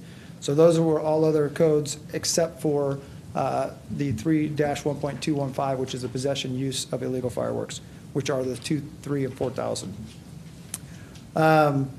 Also, the state law allows municipalities to determine what constitutes a public nuisance, and the revision of this code accepts that or adds a finding that dangerous and illegal fireworks are a public nuisance to our city. The proposed revisions also include a new third-party administrative citation provision under the code, which allows for private adult citizens who witness the violation to sign an affidavit in support of these citations and to be issued to the violator. This eliminates the need for our police officers to personally witness an offense, and it's similar to a citizen's arrest. However, under this code, it would need 2 witnesses to sign a affidavit for a violation before a violation can be issued. A new provision also to be added under this proposal allows the city to recover costs of those responding to illegal fireworks, including the salaries, benefits, medical expenses, damages, the city equipment incurred by the city. Any costs awarded to the city would be recoverable as a personal debt. And staff is also recommending that municipal code allow for the sale of illegal fireworks by private and charter schools. And this is related to safe and sane fireworks sales that happen every single year. And then finally, there will be other just minor edits throughout the code to clean up language throughout the chapter of this. So we'll go into a little bit of data that we have here, and I'll turn it over to Fire Chief Wise to talk about some of the fire incident data. Good evening, Mayor and Council. The data set you can see in front of you is just for the July 4th. The actual weekend for July 4th holidays is quite frankly, usually a 3-day holiday, the 3rd, 4th, and the 5th. But this data set here is just for the 4th of July. The higher amounts you can see there when we have a structure fire that involve a residence that sustains significant damage to the residence and its contents. And this is just for the July 4th, day of the July 4th. I ran some additional data today and looked at the 3rd, 4th, and 5th for the last 3 years. For 21 through 23. In the year of 2021, we had 4 structure fires over the holiday and 36 vegetation fires. In 22, we had 6 structure fires and 48 vegetation fires. And in 2023, we had 5 structure fires and 45 vegetation fires. And with the nature of fire, it's sometimes difficult to the cause and origin directly to fireworks because it burns up in the process. So it's difficult unless somebody actually sees it start. But out of those, we have 2 structure fires that were directly related and proved to be caused by fireworks. Thank you. When we look at some of the data related to the police resources that are being utilized to combat illegal fireworks, this is our Go Modesto data that is reported by our citizens for the month of June and July over the last 3 years. And you can see that, we've been, and really what I want to point out is we've been pushing people to the Go Modesto app to report these type of violations. So July is clearly the most significant month that we receive app requests for giving us information about illegal fireworks being used. What I didn't put in here was data on our calls for service, just because some of it, what we found in looking at the research is that I believe due to different dispatching, staffing issues, and there's been a change in the way that they had captured the fireworks calls back in 2021. They were actually captured as fireworks calls, and we had well over 600 calls just in the month of July for fireworks calls. Since that time, there's been a change where some of our fireworks calls have been classified as BOL, be on the lookout, or a 415E is what we classify it, which is a loud noise call. So it's been very difficult for the last 2 years, and something we're working on cleaning up this year to really track how many calls. But just based on the experience that I've had and being in this position and seeing the calls for service and the BOLs that come in, I'd say that 2021 number of well over 600 calls for service in the month of July is pretty accurate of what we would expect on a monthly basis for the month of July on just calls for service about illegal fireworks use in the city of Modesto. When you look at citations for the last couple years, a huge increase this past year And that is really due to our airplane, Sky One, and the ability for it to actually identify violators and then have officers go in and provide a citation to the offender. In previous years, and I've been out there on the 4th of July myself, trying to locate violators, and it's obvious everybody can see the fireworks in the air, but it's very hard to drive around and actually identify who lit those fireworks off. And so with the implementation of our air unit, we've been able to be much more successful in identifying violators and then issue subsequent violations. So in 2023, we issued 40 citations just in 2023. And the next slide will show we had billed out and invoiced over $27,000 in fines for 2023, and have so far collected just under $14,000 in fines. I will note, again, a learning measure for us because we've never issued so many citations. Of those 40 citations, 8 we found in doing some of this research had not been processed correctly. They were administrative citations, and they weren't processed correctly by some of our staff. So 8 additional citations have been processed about a month ago, and for those violations to be invoiced. So that invoiced amount will be closer to that $40,000 amount, which reflects the citations issued. So with that, we're happy to answer any questions. All right, thank you for your presentation. Does council have any questions of staff? Councilmember Bavaro. Thank you, Mayor. Clarification. On the first fine of $1,000, and it's 36 months, and then if they are caught again within the 36 months, it's $2,000. So does it start over? I mean, on the second time that they're caught, does the 36 months clock start over, or? So just to clarify, the new proposed amount will be actually starting at $2,000. $2,000. For the first violation. If you are caught again within a 36-month period, your next citation will be $3,000 within the 36-month patient. But the will the 3,600 start over on the third? No. No. So in a 36-month period, if after your $3,000 citation, if you're caught again within that 36-month period, the running 36-month citation, you will get a $4,000 citation. Okay, so it's a 3-year period. It's a 3-year and it starts period. over. Correct. And then, can you explain Sky One citation process and how that would work? Sure.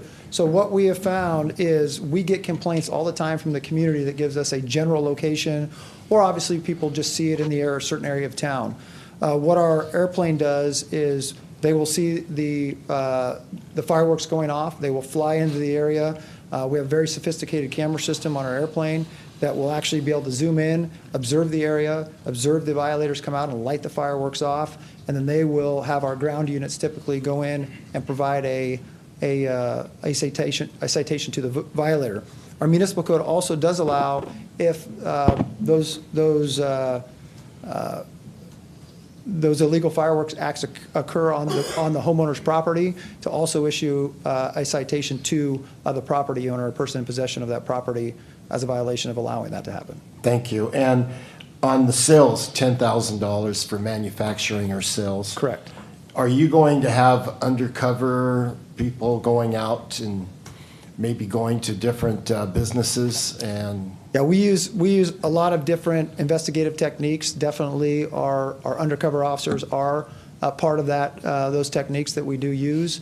But our goal is to try to get ahead of it if we can apprehend, and we have in the past, dealers that have large quantities of these illegal fireworks. Absolutely, we try to utilize those and serve search warrants, arrest violators before they can distribute those fireworks.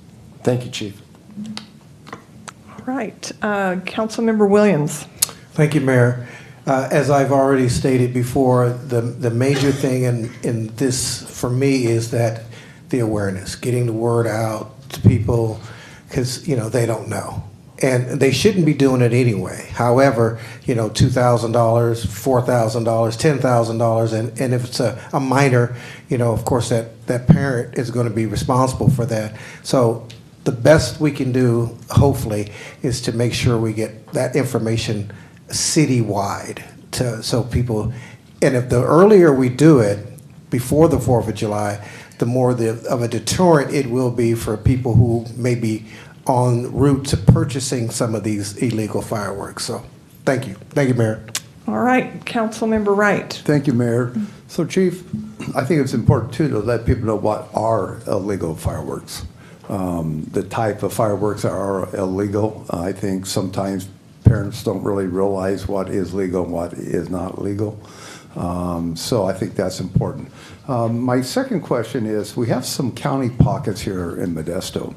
So if a fireworks skyrocket or whatever goes off in a county pocket, does our officers have can they give out a citation? So we could not issue citations under our municipal codes, but I don't know the specific codes, but I believe there are other state laws that we can enforce depending on what the specific violation is to enforce. So, but our municipal code would not be enforceable in a county area. So if officers see something happening that's right outside the city limits, are they able to take care of that also, or not? Yeah, I believe in the state of California, it's safe and sane fireworks that are illegal. So I'm very confident. I couldn't tell you the code off the top of my head, but I believe there are criminal or remedies at the state level that we could use for possession of non-safe and sane fireworks. But I don't know if the fire chief may know better. Yeah, and I'll go back to your first question. And then the most simplest method to know the difference between legal and illegal fireworks, all legal fireworks are labeled with safe and sane. And the rule of thumb is if it leaves the ground, it's illegal. I think that's important to let citizens know that. Because a lot of times I think citizens are just really not sure what is legal and what is not legal. So thank you. All right, any other questions regarding item 16? Councilmember Ricky.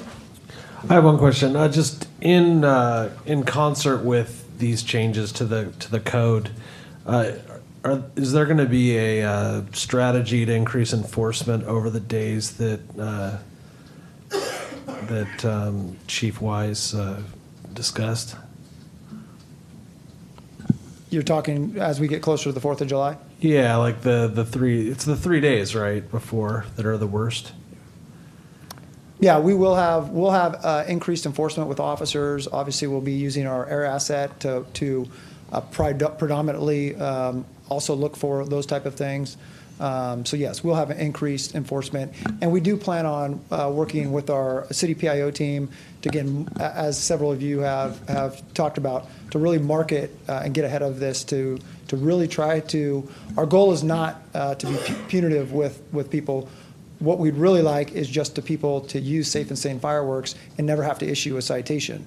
That's not the goal. So what we're trying to do is use this municipal code as a deterrent and use it at the appropriate level, because we know that especially a lot of these illegal fireworks, people are spending thousands of dollars on these illegal fireworks that they're letting off. So a minimal fine does not make the deterrence factor enough, and is why we're coming with this request to increase the fines to hopefully bring a much better deterrence. And as you've mentioned, we really got to get the word out about that as well.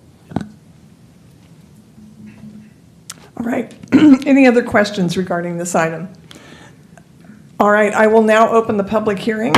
Are there any members of the public that would like to speak regarding item 16? Please.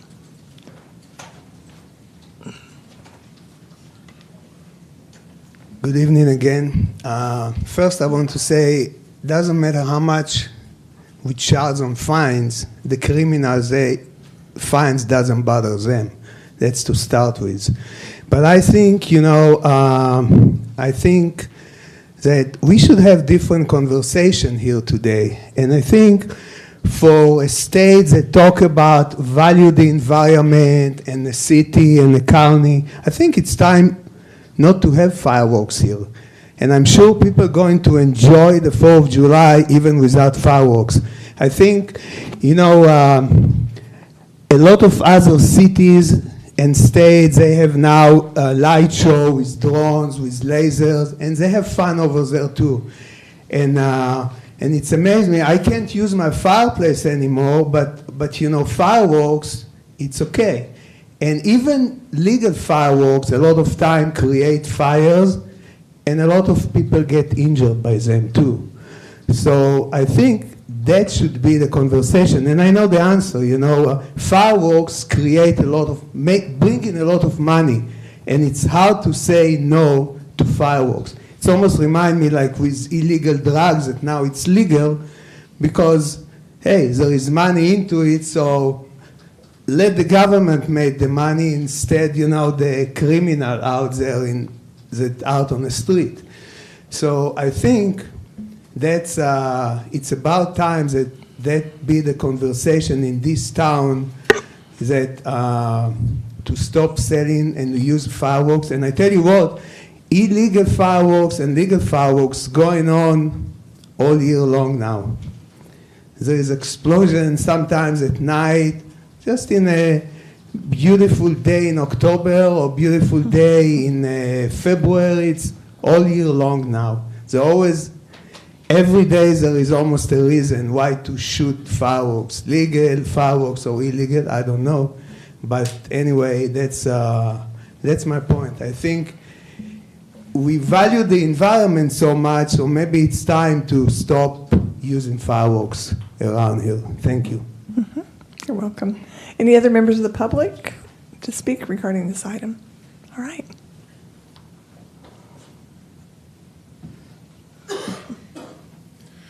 Madam Mayor, Council, staff, Chiefs, Don Pasquarello of TNT Fireworks. Here on a couple of reasons. As a 30-year TNT employee in the community of fireworks, in the community of Modesto, working with the nonprofit groups, as we see one over there who has worked some time in a booth raising money for his church and his different ministries. We have worked very closely with the staff, with fire, and supporting everything. We are here tonight to tell you we are in fully support of what you're looking for on doing the fines this evening. Just as a kind of a point of reference, the filing application period for the nonprofits to be able to sell this 4th of July typically is the last month. Unfortunately, there was a hitch in the giddy up that they didn't get the application out until a week, so they actually extended the deadline till May 10th. So there will again this year probably be about 60 nonprofit groups in City of Modesto selling, raising money for their causes. Last year, we estimated wholesale dollars through the fireworks sales at approximately $2.7 million. So you figure just about half of that going back to the 60 nonprofits that spend a week out there sweating like as the councilman did, raising money for their particular causes. And again, we want to say thank you for supporting this, and we're here to help and do whatever we can. All right, thank you. Any other members of the public that have comments regarding this item? Seeing none, I will close public comments. Any council members have further comments? Jeremiah Williams. Thank you, Mayor. Thank you, Don, for coming and supporting this cause, which is really necessary. And yes, we go back many years selling fireworks, toiling in the hot sun. But at any rate, it did help, our church. I did it for at least 10, 13 years. And the highest we've ever gotten over there off of Sisk and Pellendale was $26,000. I think about $28,000 or so. And of course, we had to split it with you. I mean, you could have been a little more generous, but at any rate, thank you for coming today. I was wondering if you were going to say anything. I saw you back there. But again, thank you for being here and supporting this. You need to pick up your game. All right, Councilmember Ricky. Thanks, Mayor. I want to echo Councilmember Williams' sentiments here. I appreciate the contribution that the Safe and Sane Fireworks make to our community. They support nonprofits, and they help our community. They make it better. Lots of communities, especially in Southern California, for example, have outlawed Safe and Sane Fireworks. The result has been the illegal fireworks continue with reckless abandon. So eliminating the safe fireworks does not have any impact on illegal fireworks whatsoever. So I think that we need to really be conscious of that when we're making policy decisions like that. I think that these new ideas, the new ordinance is going to be helpful. I think that coupled with, as the chief said, coupled with public education plus enforcement, we're going to see a better 4th of July this year in Modesto, a safer 4th of July in Modesto, and that's why I support this new ordinance. All right, Councilmember Bavaro. Thank you, Mayor. I'd like to acknowledge and thank the City Attorney's Office, specifically John Fukusawa. Is that how did I get it close? Mm-hmm. Mm-hmm. Okay. And working in partnership with the city, or with the police and fire chief on this. And this is a great thing for Modesto, and all I can say is every household pet and every feral animal that we have in our neighborhoods, thank you. All right, any other council comments? Councilmember Williams.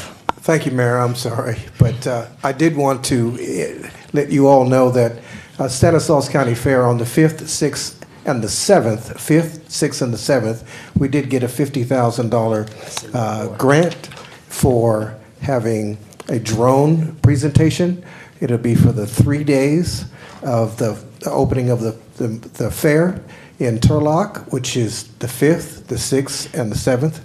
It will be a 20-minute drone, patriotic-themed display, and that's going to happen. So there are other things that can happen on the 4th that would not and will not have anything to do with anything with fire or fireworks of that nature. So just wanted to share that information for our public. All right, thank you.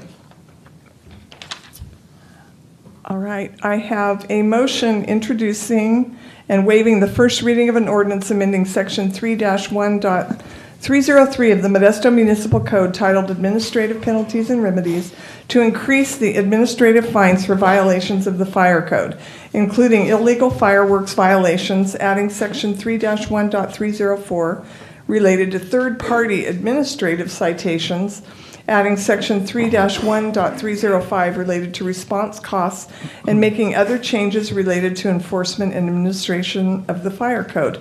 Do I have a motion? So moved. Motion by Vice Mayor Alvarez, second by Councilmember Ricky. Will the clerk please call the roll for this item? Councilmember Ricky? Aye. Councilmember Bavaro?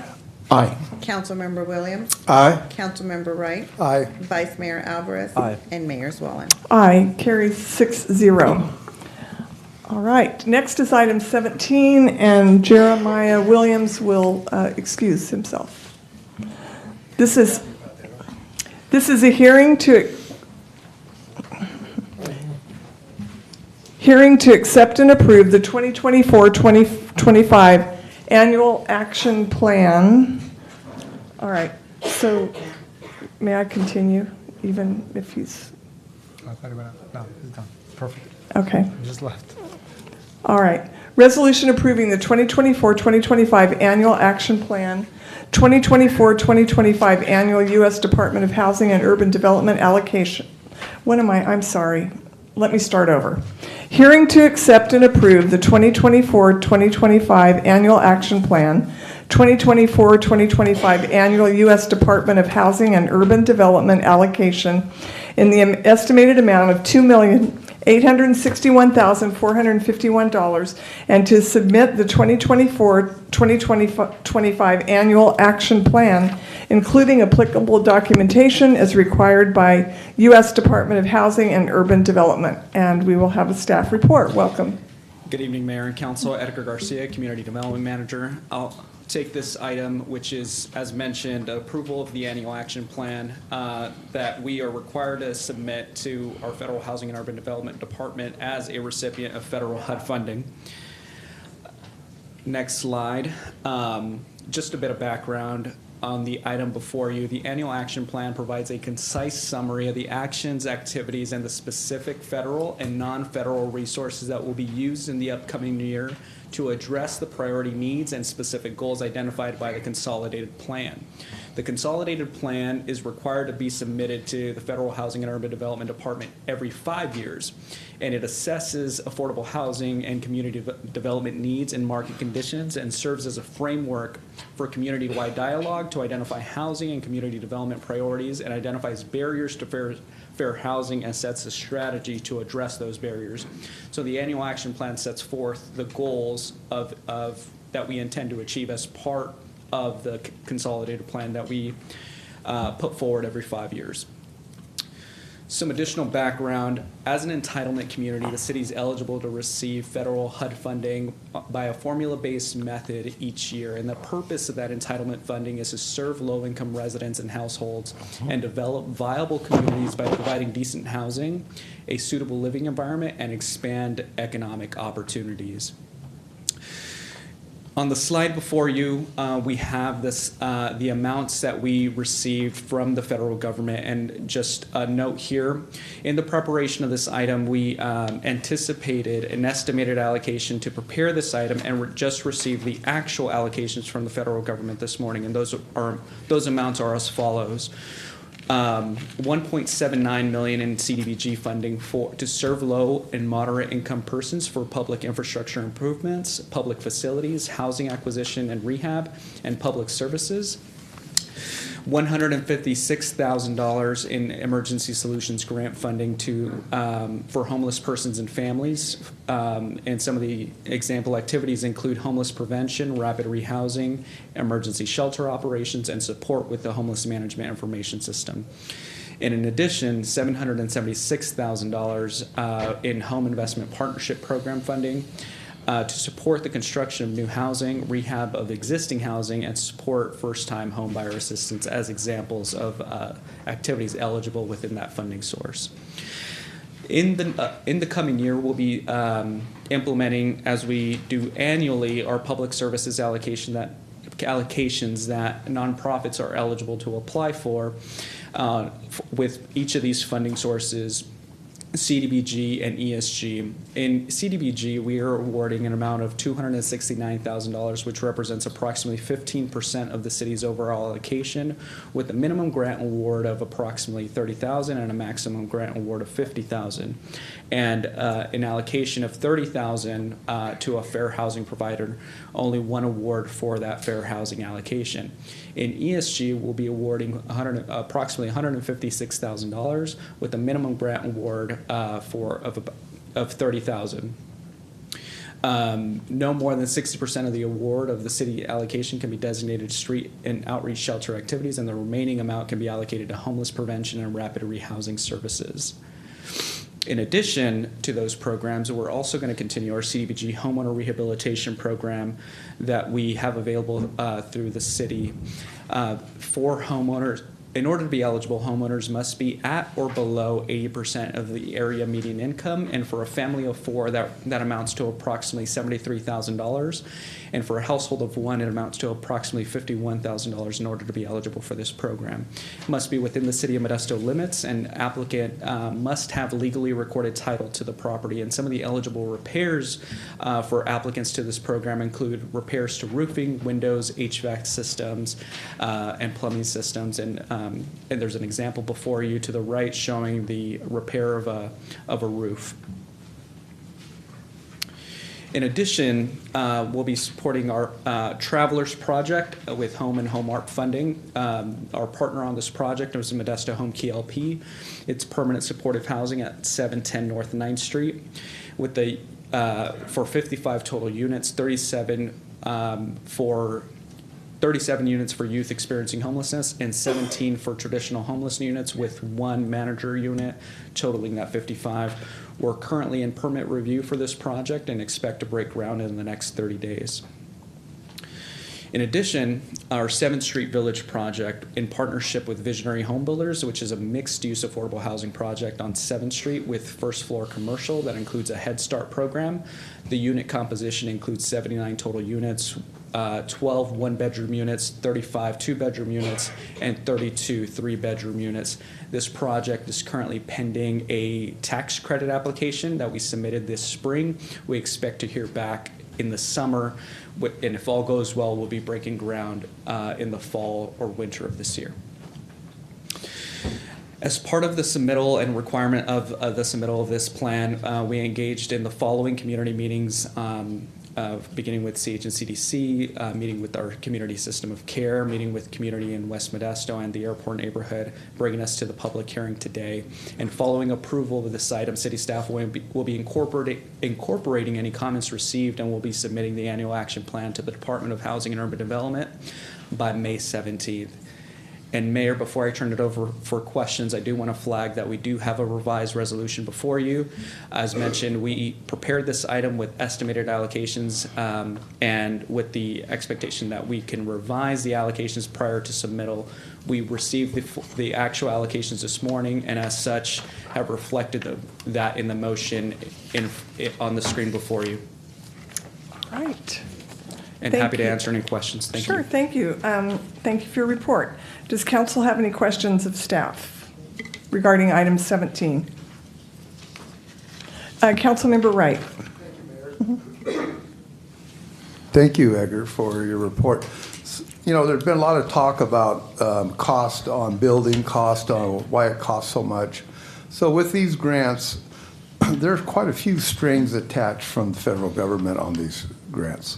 So can you tell us what type of strings are attached, like income, on who can live in these rents, this type of thing? Yeah, absolutely. So projects of this nature that require federal funding often require the operating dollars to be associated with it. So, for instance, with home key money, the funding includes the operating expectation for that entire affordability term.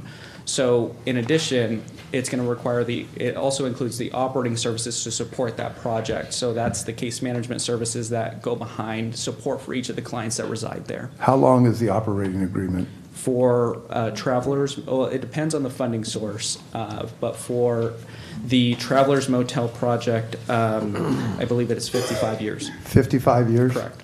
So basically, the funds they receive from the grants not only remodels or builds the units, but it also pays for the operating costs for the next 55 years? And we expect a pro forma from our partner developers to reflect that operating pro forma for the duration of that term. Okay, thank you. All right. Any other questions from council regarding item 17? Seeing none, I will now open the public hearing. Are there any members of the public that would like to speak regarding this item? Seeing none, I will close public comments. Any comments from council members? All right. I have one, Mayor. Oh, I'm sorry. Go ahead, Vice Mayor Alvarez. Thank you. I just want to commend Edgar and the community development staff for their diligent effort to try to, turn every stone, to try to look for grant monies, and being so dedicated to engaging our communities in an equitable fashion. I think, you guys had translation services on deck. It was never there was never a complaint that came to my office regarding how you approach the community, how you engage with the community, and follow up with those stakeholders was also A+ work. So I've heard various good things about these efforts. So I commend you all and Jessica for this work. All right. Thank you very much for those comments. I have a resolution approving the 2024-2025 Annual Action Plan, 2024-2025 Annual U.S. Department of Housing and Urban Development allocation in the amount of $2,727,544, and authorizing the city manager or his designee to negotiate and execute any related program agreements, contracts, amend allocations, incorporate comments received prior to the close of the public comment period, make any other technical alterations as required by the U.S. Department of Housing and Urban Development, or other documentation required for implementation and acceptance of the program year 2024-2025 annual action plan funding and authorization to submit the 2024 annual action plan, including applicable documentation, and to make the necessary steps to implement the provision of this resolution as amended. Do I have a motion? Motion to approve. Motion by Councilmember Wright, second by Vice Mayor Alvarez. Will the clerk please call the roll for this item? Councilmember Ricky. Aye. Councilmember Bavaro. Aye. Councilmember Wright. Aye. Vice Mayor Alvarez. Aye. And Mayor Wallen. Aye. Motion carries 6-0. Next is a resolution, 5-0. Thank you. Resolution approving the actual allocation of funds outlined in the final program year 2024-2025 annual action plan budget to reflect the proposal submitted to the U.S. Department of Housing and Urban Development, and authorizing the city manager or his designee to take the necessary steps to implement the provisions of this resolution. Do I have a motion? Second. Motion by Councilmember Wright, second by by Councilmember Ricky. Will the clerk please call the roll? Councilmember Ricky. Aye. Councilmember Bavaro. Aye. Councilmember Wright. Aye. Vice Mayor Alvarez. Aye. And Mayor Wallen. Aye. So it carries 5-0. Thank you. And we can welcome Councilmember Williams back.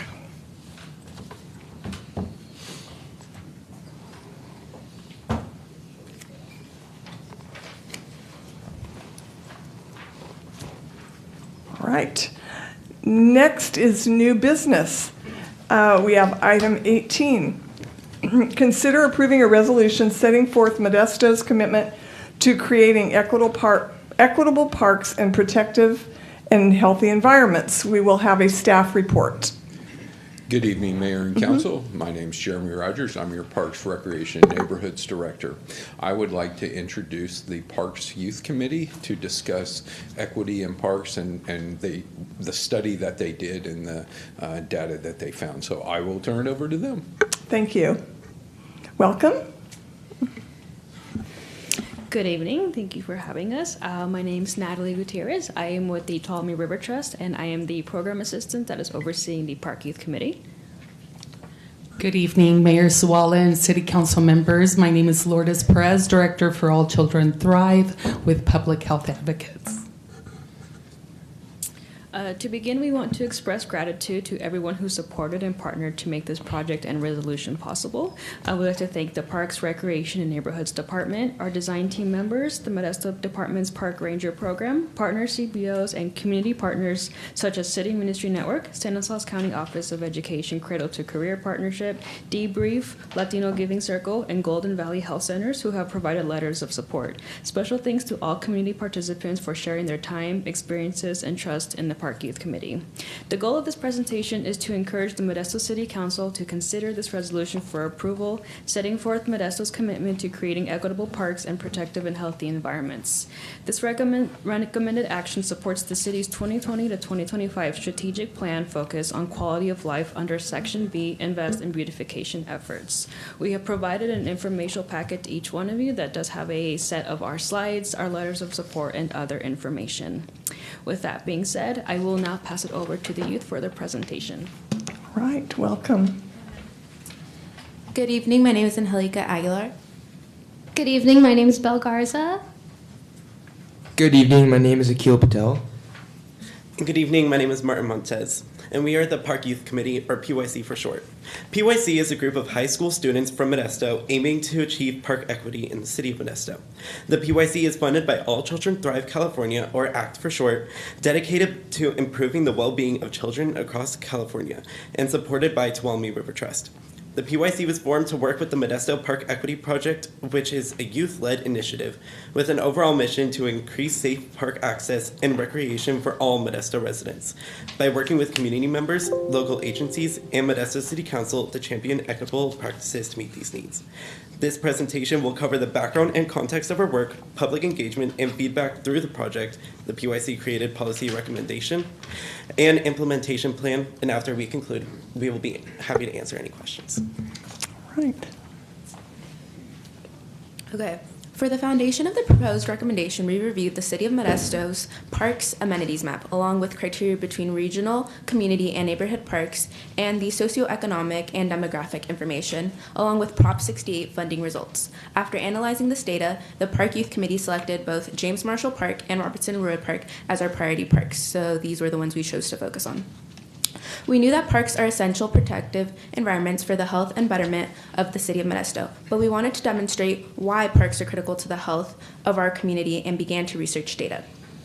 We found that through the Stanislaus County Community Health Improvement Plan 2020, that 44.5% of fifth graders are either overweight or obese, and that 1 in 4 adults are physically inactive.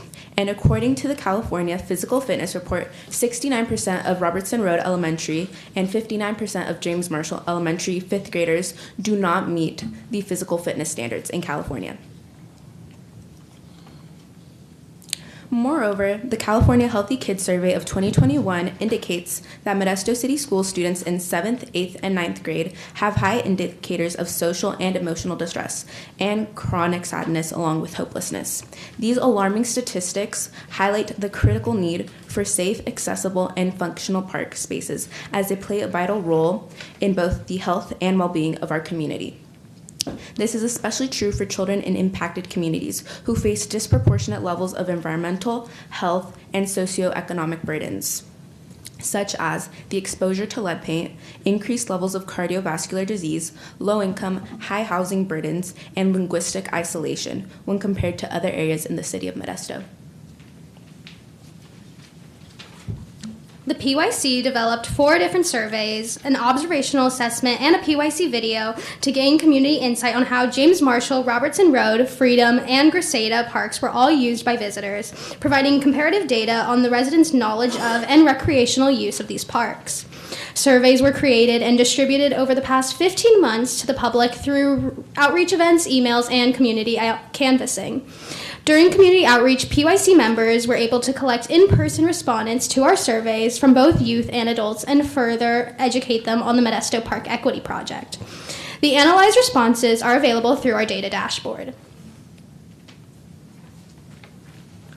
Our collected data show that multiple barriers, inadequate overhead lighting, stray dogs, illegal activities, and blight were identified at James Marshall and Robertson Road Park neighborhoods, which prevent residents from safely accessing or using these parks the way they were intended. Other identified barriers are the lack of fully developed county streets and transportation infrastructure, which inhibits safe access to James Marshall and Robertson Road Park. Listed are the top safety concerns at these park sites, as well as an image from our virtual park audit video that highlights the darkness of Robertson Road Park at night. The top 3 recreational activities people participate in while visiting these parks, along with the top improvements that the community would like to see increase and improve their recreational experiences, are as follows.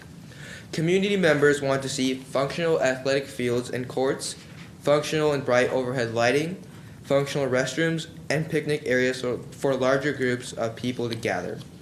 The top 3 activities survey participants engaged with while visiting James Marshall and Robertson Road Park are walking, using the playground, and using athletic fields. Translated from Spanish, a community member said, "It would be wonderful to see a bit more maintenance on the tennis courts.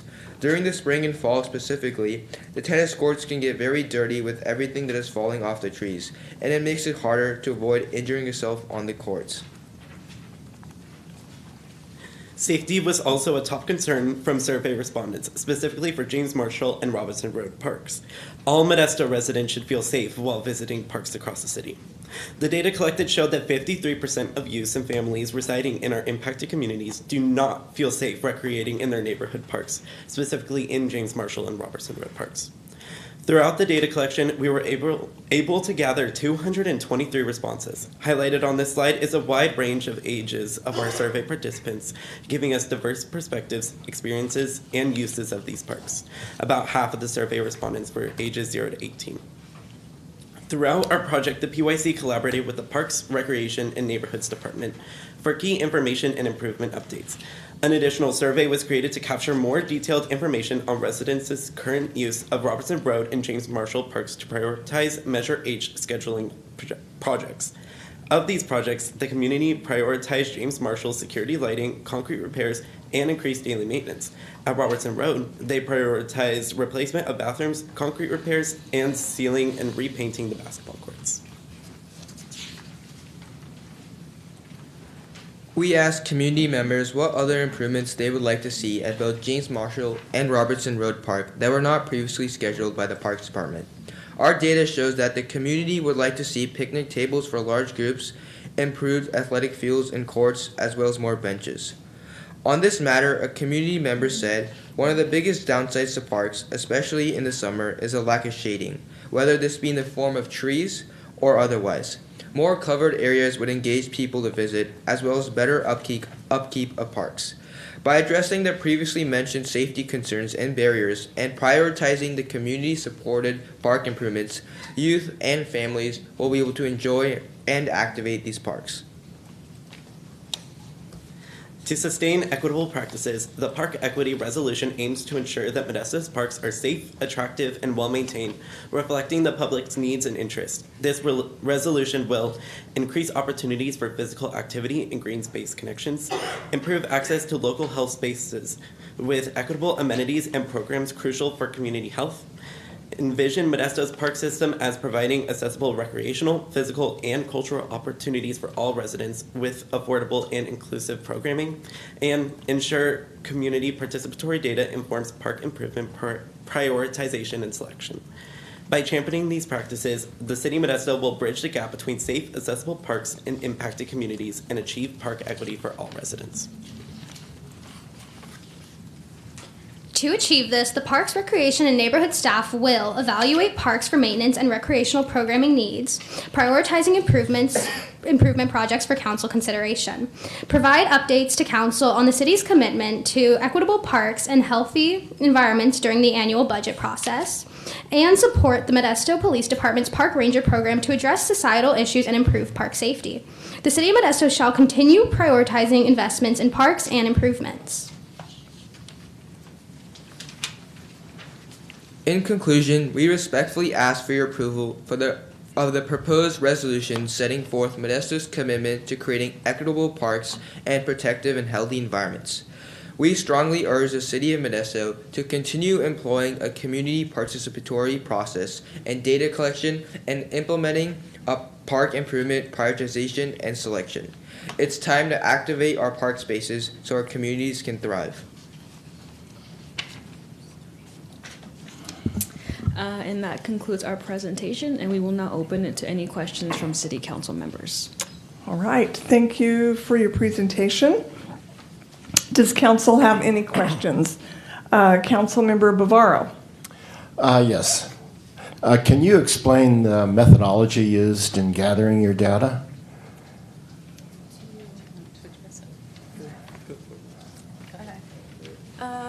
Just for clarification, are you referring more so to our responses or to the issues that we address, such as like the overhead lighting? Well, I mean, did you go out and survey the neighborhood? Okay. So How did you select the people? Yeah. Okay, so the way we did it was we created a survey using an application called Survey 123.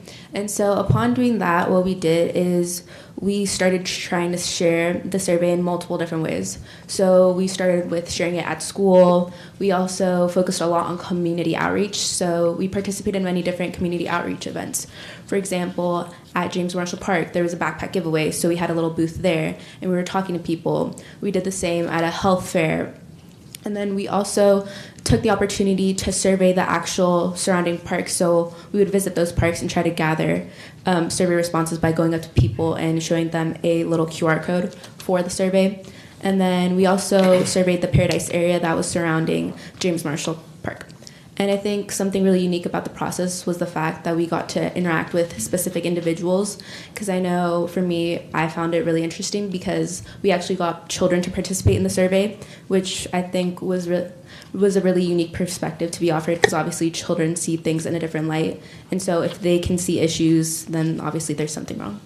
Yeah. Okay, so you did outreach into the community to gather the data. Very good. Excellent report. May I add to that, council member? So part of what they did initially with cohort 1, so this is cohort 2 of the youth committee, they began with an assessment which involved a tool called Quick Capture, and they collected photos and data. There was a great turnout of youth, community members, adult community members, and visited all 4 parks to collect that initial data. They wanted to have comparative data for some more different types of parks, so community parks, regional parks, and your local neighborhood parks. That comparison data was then refined to actually prioritize James Marshall and also Robertson Road Park in that process. So it was an iterative process for the youth to be involved in, trained with multiple tools with ArcGIS that are provided at no cost to the project and the training. All right, any further questions from council members? I have a couple of questions. You mentioned canvassing, and I wondered if you did that or who did the canvassing and where, and approximately, I don't need a specific number, but households that you reached. The way we did it was generally just going up to people and trying to start a conversation. So like one of the places we went to was a local laundromat. And so we went around to people as they're doing their laundry, which was a little awkward at first. And then based on the individual, we also offered the survey in Spanish. So a lot of it was also reaching out to people in Spanish. And then we went to lots of local businesses and just asked them to simply put up the poster and try to advertise it to different people that might have come in, like taco trucks or like a carniceria, stuff like that, where we figured there was a bigger opportunity to reach people who specifically lived in those areas, because those, of course, are the responses that would give the clearest picture for those specific parks. All right, and then you did mention that 59% of the responses were children 0 to 18 years old, and I think that's really impressive. Were you able to get permission from their parents, or were these just conversations that you had? For instance, in the laundromat, you would talk to children, or at the taco truck, or whatever, wherever you went. The way it happened was at certain community outreach events, we would have computers available there. And so then after talking with the parents, we would ask if they were willing to allow their child to participate. And there was a question about consent. And so from there, the way we did it, because especially for the younger children, it was a little bit hard for them to type. So we would simply just sort of act like as a transcribe. And so anything they told us, we just did our best to put that in for them to give a more accurate portrayal of their own thoughts. Great.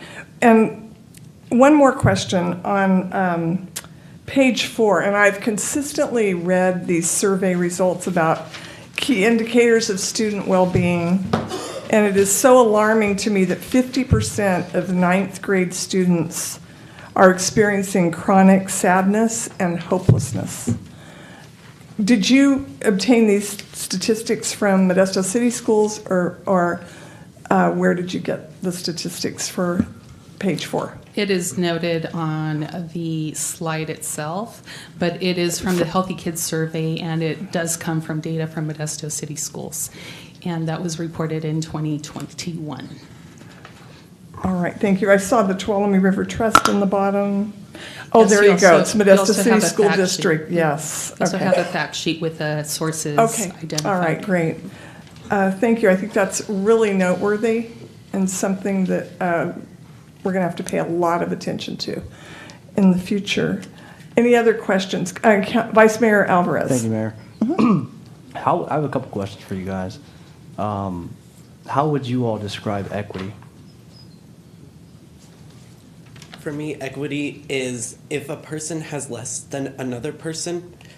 So, have you ever seen the picture with the 6 boxes and the 3 people, and of how equity was the person that's the tallest is getting the only 1 box, but the person that's the shortest is getting the 3 boxes? It's just making sure that with the resources that are already provided to the citizens of Modesto, it's just through reallocation instead of saying 50% go here, 50% go here. If one of them needed more, say one of them only needed 1/3 of the budget and the other one needed the other 2/3, then the 1/3 would be going into the respective field, and then the other 2/3 would be going to the park that needed it more. Perfect, I get that. Well said.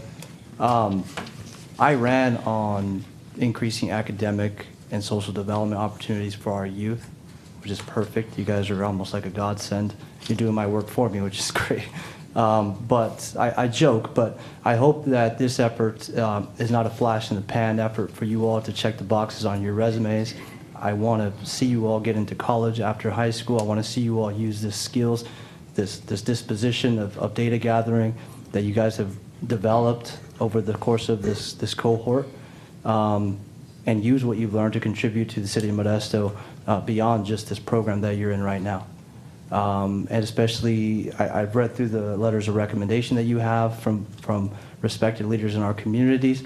I know them all individually, personally, and I'm going to talk to all of them to hold you all accountable to continue this work beyond just this program. Because your insight is super valuable. I mean, eventually one of y'all, or maybe all of you, will be up in elected office one day, or definitely the next, executive directors of our communities, or whatever communities you guys decide to set roots in. So I commend you all for your work. I know this is taken away from your guys' personal time, your social life, but I'd like to see this effort ongoing from each one of you all, and not a flash in the pan effort to check your boxes, right? So again, I commend you guys. It's very smart work, and this is going to help our city approach the distribution of resources, both financially and sweat equity, into these respective parks that you guys outlined, which are all exclusively in District 2, my district. So I appreciate this because I'm going to be able to use this information as I sit up here to make decisions that are in the best interest of the people that I represent.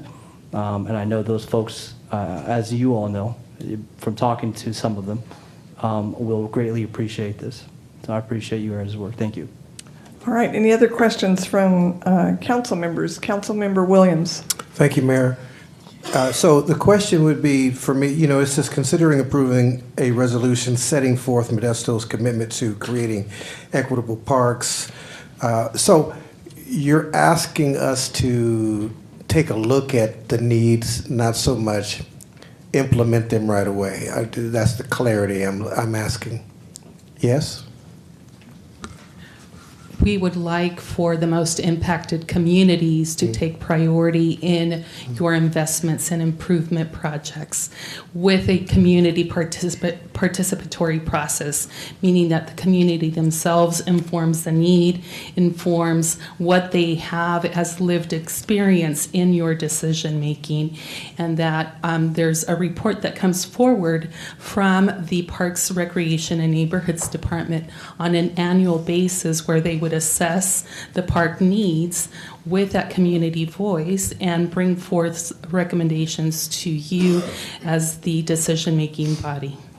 Thank you. And I have seen the evolving of Robinson Road Park. More than 20 plus years ago, I lived across the street from Robinson Road, 1820 Robinson Road. So I understand the need, and I appreciate you identifying these needs and wanting to improve that particular area. And so thank you so much for your presentation. All right. I do not see any other questions from David Wright. I do have a question. Jeremy, this is probably for you. So right now, when we're looking at our parks, do we take in consideration the parks that need more work and more resources compared to parks that maybe don't need as much work and resources? Yes, we do. That's something we take a look at when when we have a set budget. We look at where our resources are allocated, what impact is that going to have on that community, and then when we have the master plan coming, hopefully within the next year, we're going to use this information and have this group involved with that process. And so, to answer your question, yes, we do look at that. So this is really nothing new coming forward. This is just confirming what we're already doing. Correct? That is correct. Yes. Thank you. All right. Any other questions from council members? Seeing none, at this time, I'll ask any members of the public to come forward regarding item 18.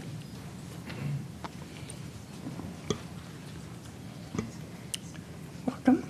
Good evening again. I was impressed with those kids, and I tell you what,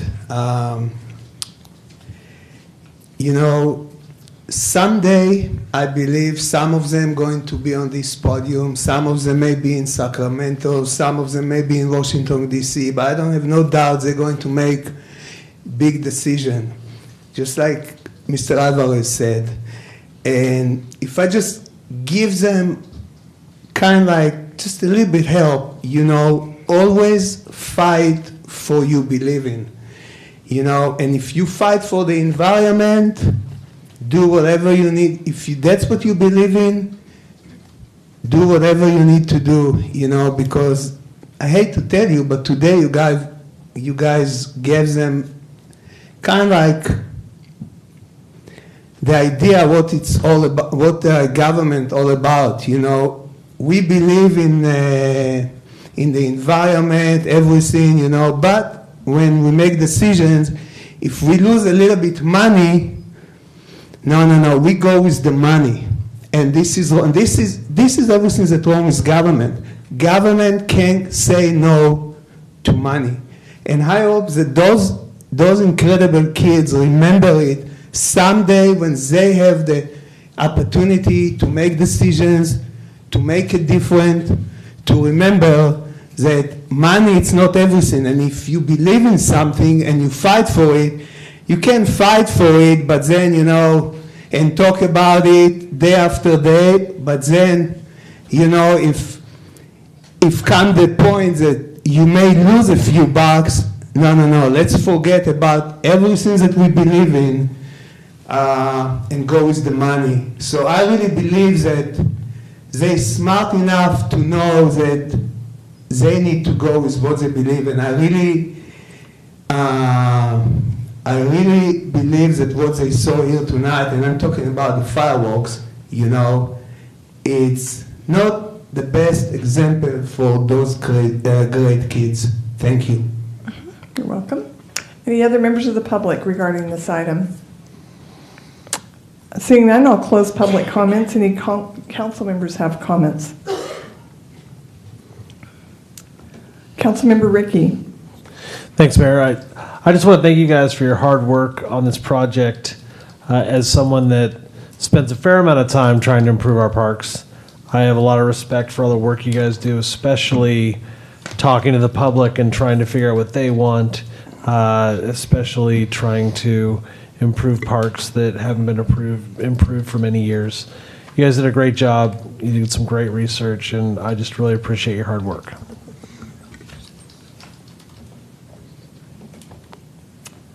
All right, Councilmember Wright. Thank you, Mayor. Yeah, me too. I too want to appreciate everything you guys do. One of the things I hope that you'll look at also is the type of equipment we have on parks. I notice a lot of parks, we have some parks that are used quite often. And then we have parks that I go by on a daily basis and never see anybody there. If you look at different states, especially in Florida, see some of the parks that they have, some of the equipment is completely different. It's more like the equipment we have at Griseda Park.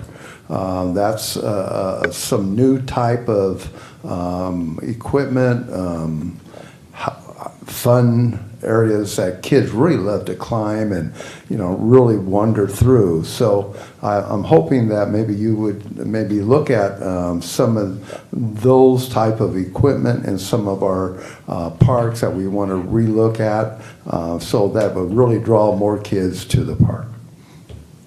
Thank you. All right, Vice Mayor Alvarez. Thank you, Mayor. Really good points by my colleague, Councilmember Wright. Another element of what you all need to combat in terms of incentivizing youth to not be obese and to be physically, active. You guys are combating a global digital world.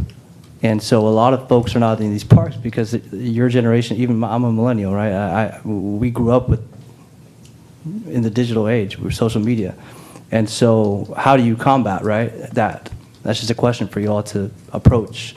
Because we can have the perfect park, the best parks, but if folks are on their phone rather than being in the real world, that's a challenge. So just something to think about. All right. My comment is regretting that this was not earlier on the agenda, because you probably have homework to go home and tend to, and a lot of other things to do that some of us don't have. However, you did get to see the almost the entire meeting, not the entire meeting, but thank you so much for being here and for your work. Mayor, you can write them a note so they can get out of school tomorrow. Yeah. No, I won't be doing that, but I know you can do it because you're amazing and remarkable people. So I appreciate all your effort and will, of course, support this resolution. Any other comments? All right, I have a resolution setting forth Modesto's commitment to creating equitable parks and protective and healthy environments. Do I have a motion?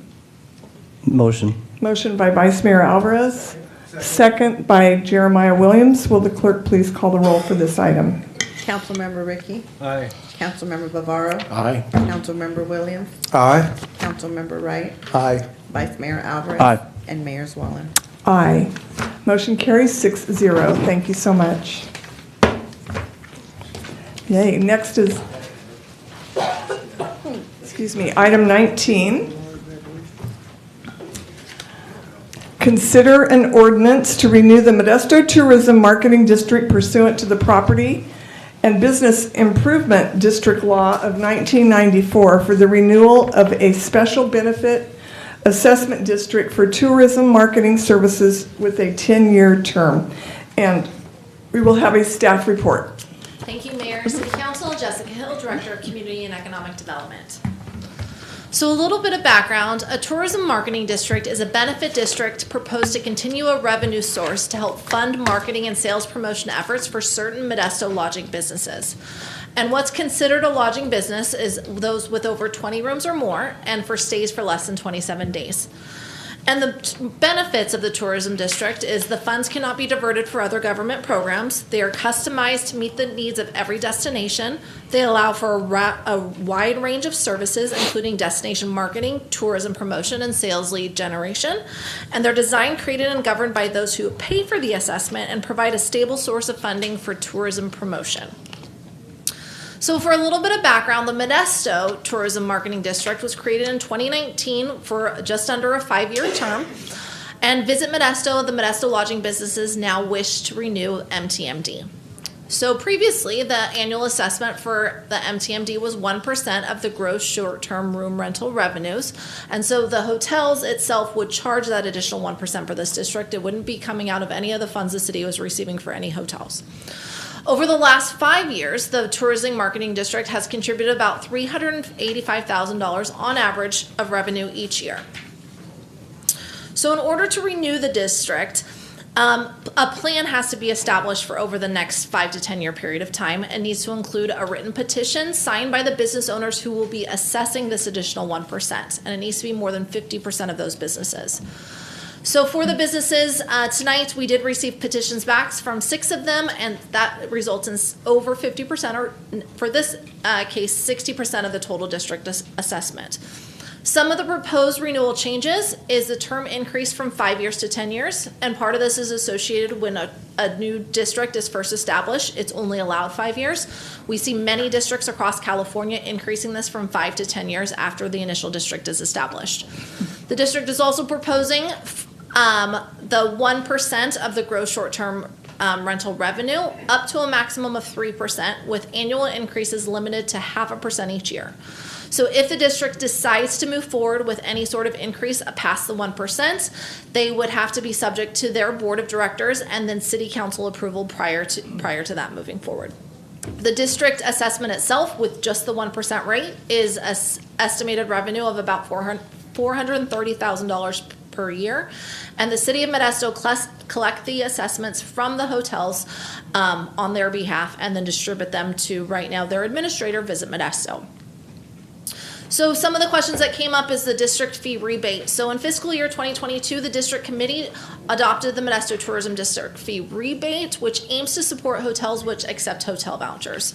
And so the hotel vouchers are intended to transition families and individuals from temporary emergency shelters into permanent rental housing. And so by participating, the hotels contribute to the community by providing emergency shelter to the vulnerable populations. And so what the district initiated was to apply for a rebate. So hotels who participate can apply to the district that says, I participated during this period of time, and they're actually reimbursed for that 1% tax that they are charged. And so the goal is to encourage hotels to continue supporting vouchers to continue to the well-being of the community. So in order to establish a district, we have to go through a series of council approvals. And so on March 12th, we approved the resolution of intention. Today is our public meeting and our first reading of the ordinance. And then May 14th will be our public hearing and our second reading of the ordinance in order to adopt the district. So following the public hearing, the city shall adopt the ordinance, and then if it's successful, the ordinance will actually become effective 30 days after the second reading of the ordinance. The reason for this time frame as well is the current district expires on June 30th, and we wanted to ensure we had everything in place for continuity on July 1st. So in regards to fiscal impact, the entity that executes the goals of the district to increase tourism in Modesto is Visit Modesto. And so Visit Modesto overall is funded both through the Modesto Tourism Marketing District and City of Modesto TOT. So this is a portion that would contribute to Visit Modesto about 45%. And again, over the past 5 years, it's been $385,000. And then 55% would be from our TOT tax share, which is 13.33%, and approximately $468,000 a year. So following formation of the district, the city will be coming back with agreements with Visit Modesto outlining both the administration of the Modesto Tourism Marketing District and TOT for the ongoing continuity of services in partnership with Visit Modesto. So with that, I'm happy to answer any questions. Otherwise, I do have a staff recommendation regarding the approval of this district. All right. Does council have any questions of staff regarding item 19? Seeing none, I'll open up to the public. Are there any members of the public that would like to speak regarding item 19?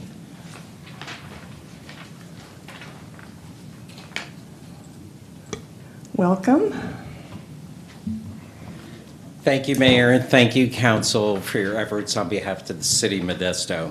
Tonight, I really want to thank our lodging partners here in the City of Modesto. Two of the largest property groups are represented here tonight, should you have any questions or want some information from them about the program. Without the full survey conducted yet of our lodging partners, we already have over 75% of our lodging community approving this extension of the Tourism Marketing District for a 10-year term, and no opposition. I also wanted to share that the importance of this funding is critical. The City of Fresno, their budget is more than 4 times the combined TOT and Tourism Marketing District budget of Modesto. The City of Stockton is more than 2 times the budget of the combined TOT and TMD in the City of Modesto, and they're actually going for an increase. So in order to remain competitive, it's important that we have continued funding. And this support makes things possible, like I just drove back from LA. I didn't even go home yet, came straight here. I was at U.S. Travel's International IPW. It's the largest travel buyer program in the United States. And I had over 55 appointments with media and buyers internationally, which were very successful. They're very excited. So I do want to clarify a couple items. The assessment is not being increased. The maximum assessment is being increased. It will remain at 1%. Should the organization, the actual lodging partners themselves, request to increase the assessment, that is their decision. It goes to the Visit Modesto Board for approval. And I think that's important to note because we've had 1% since the beginning. But because it's going to a 10-year term now, instead of a maximum of 2%, the organization actually asked to increase it to a maximum of 3% without a current increase. So it remains at 1%. The last time the Visit Modesto Board did recommend an increase, the tourism district rejected it. So it is truly their decision. The other thing is that the last agreement really only had this 2% cap. I think it's very important. So this is a 10-year extension, which is incredibly common throughout the state of California, as every time we have to modify this agreement, it costs tens of thousands of dollars to the district, which means those tens of thousands of dollars are not being used for tourism marketing. I do want to just say, I really appreciate our lodging partners. They're the ones that make this happen. This is for their specific benefit, as outlined in the code and the ordinance. This is exempt from the transparency rule that the governor just signed off on recently, because the 1% fee, it is not a tax, it is a fee, is on the folios in accordance with 1994 law. So again, I want to thank our tourism partners, want to thank you, and open up for any questions, or if you have any questions for our partners here tonight. All right, thank you very much. Any other members of the public that would like to come forward? Or are we still doing? Yeah, I am in public comment. All right, any other members of the public that would like to come forward regarding this item? All right, seeing none, I'll close public comments. Are there any council member comments regarding item 19? Jeremiah Williams. Thank you, Mayor. Todd, you might want to come back. You had spoke of the visitors who are here, but you didn't identify them, so who might they be? We have Nikki with, the exact name of the hotel group is? Great Wall Hospitality, which has multiple hotels throughout Northern California, and True Shilkatri with Katri Properties, which at one point had 5 hotels in Modesto. They still have 2 hotels in Modesto and hotels all over Northern California as well, amongst other properties that they own throughout our city. Thank you for identifying them. All right, Councilmember Ricky. Thanks, Mayor. I just want to thank Visit Modesto for their hard work over the last couple of years. We've seen just consistently good creative events that have been happening in our city that have been growing tourism and, almost more importantly, improving Modesto's reputation across the country. And this work is actually it's absolutely pivotal to our future trajectory as a city. And I'm pleased to see the city considering approving this 10-year agreement. All right. Any other comments at this time regarding item 19? Seeing none, I have a motion introducing and waiving the first reading of an ordinance declaring formation of the Modesto Tourism Marketing District pursuant to the Property and Business Improvement District Law of 1994 for a renewed 10-year term. Move to approve. I have a motion by Councilmember Ricky. Second by Councilmember Wright. Will the clerk please call the roll? Councilmember Ricky. Aye. Councilmember Bavaro. Aye. Councilmember Williams. Aye. Councilmember Wright. Aye. Vice Mayor Alvarez. Aye. And Mayor Swan. Aye. Carries a 6-0. Are there any matters too late for the agenda? Seeing none, I am calling this meeting of the City Council to be adjourned.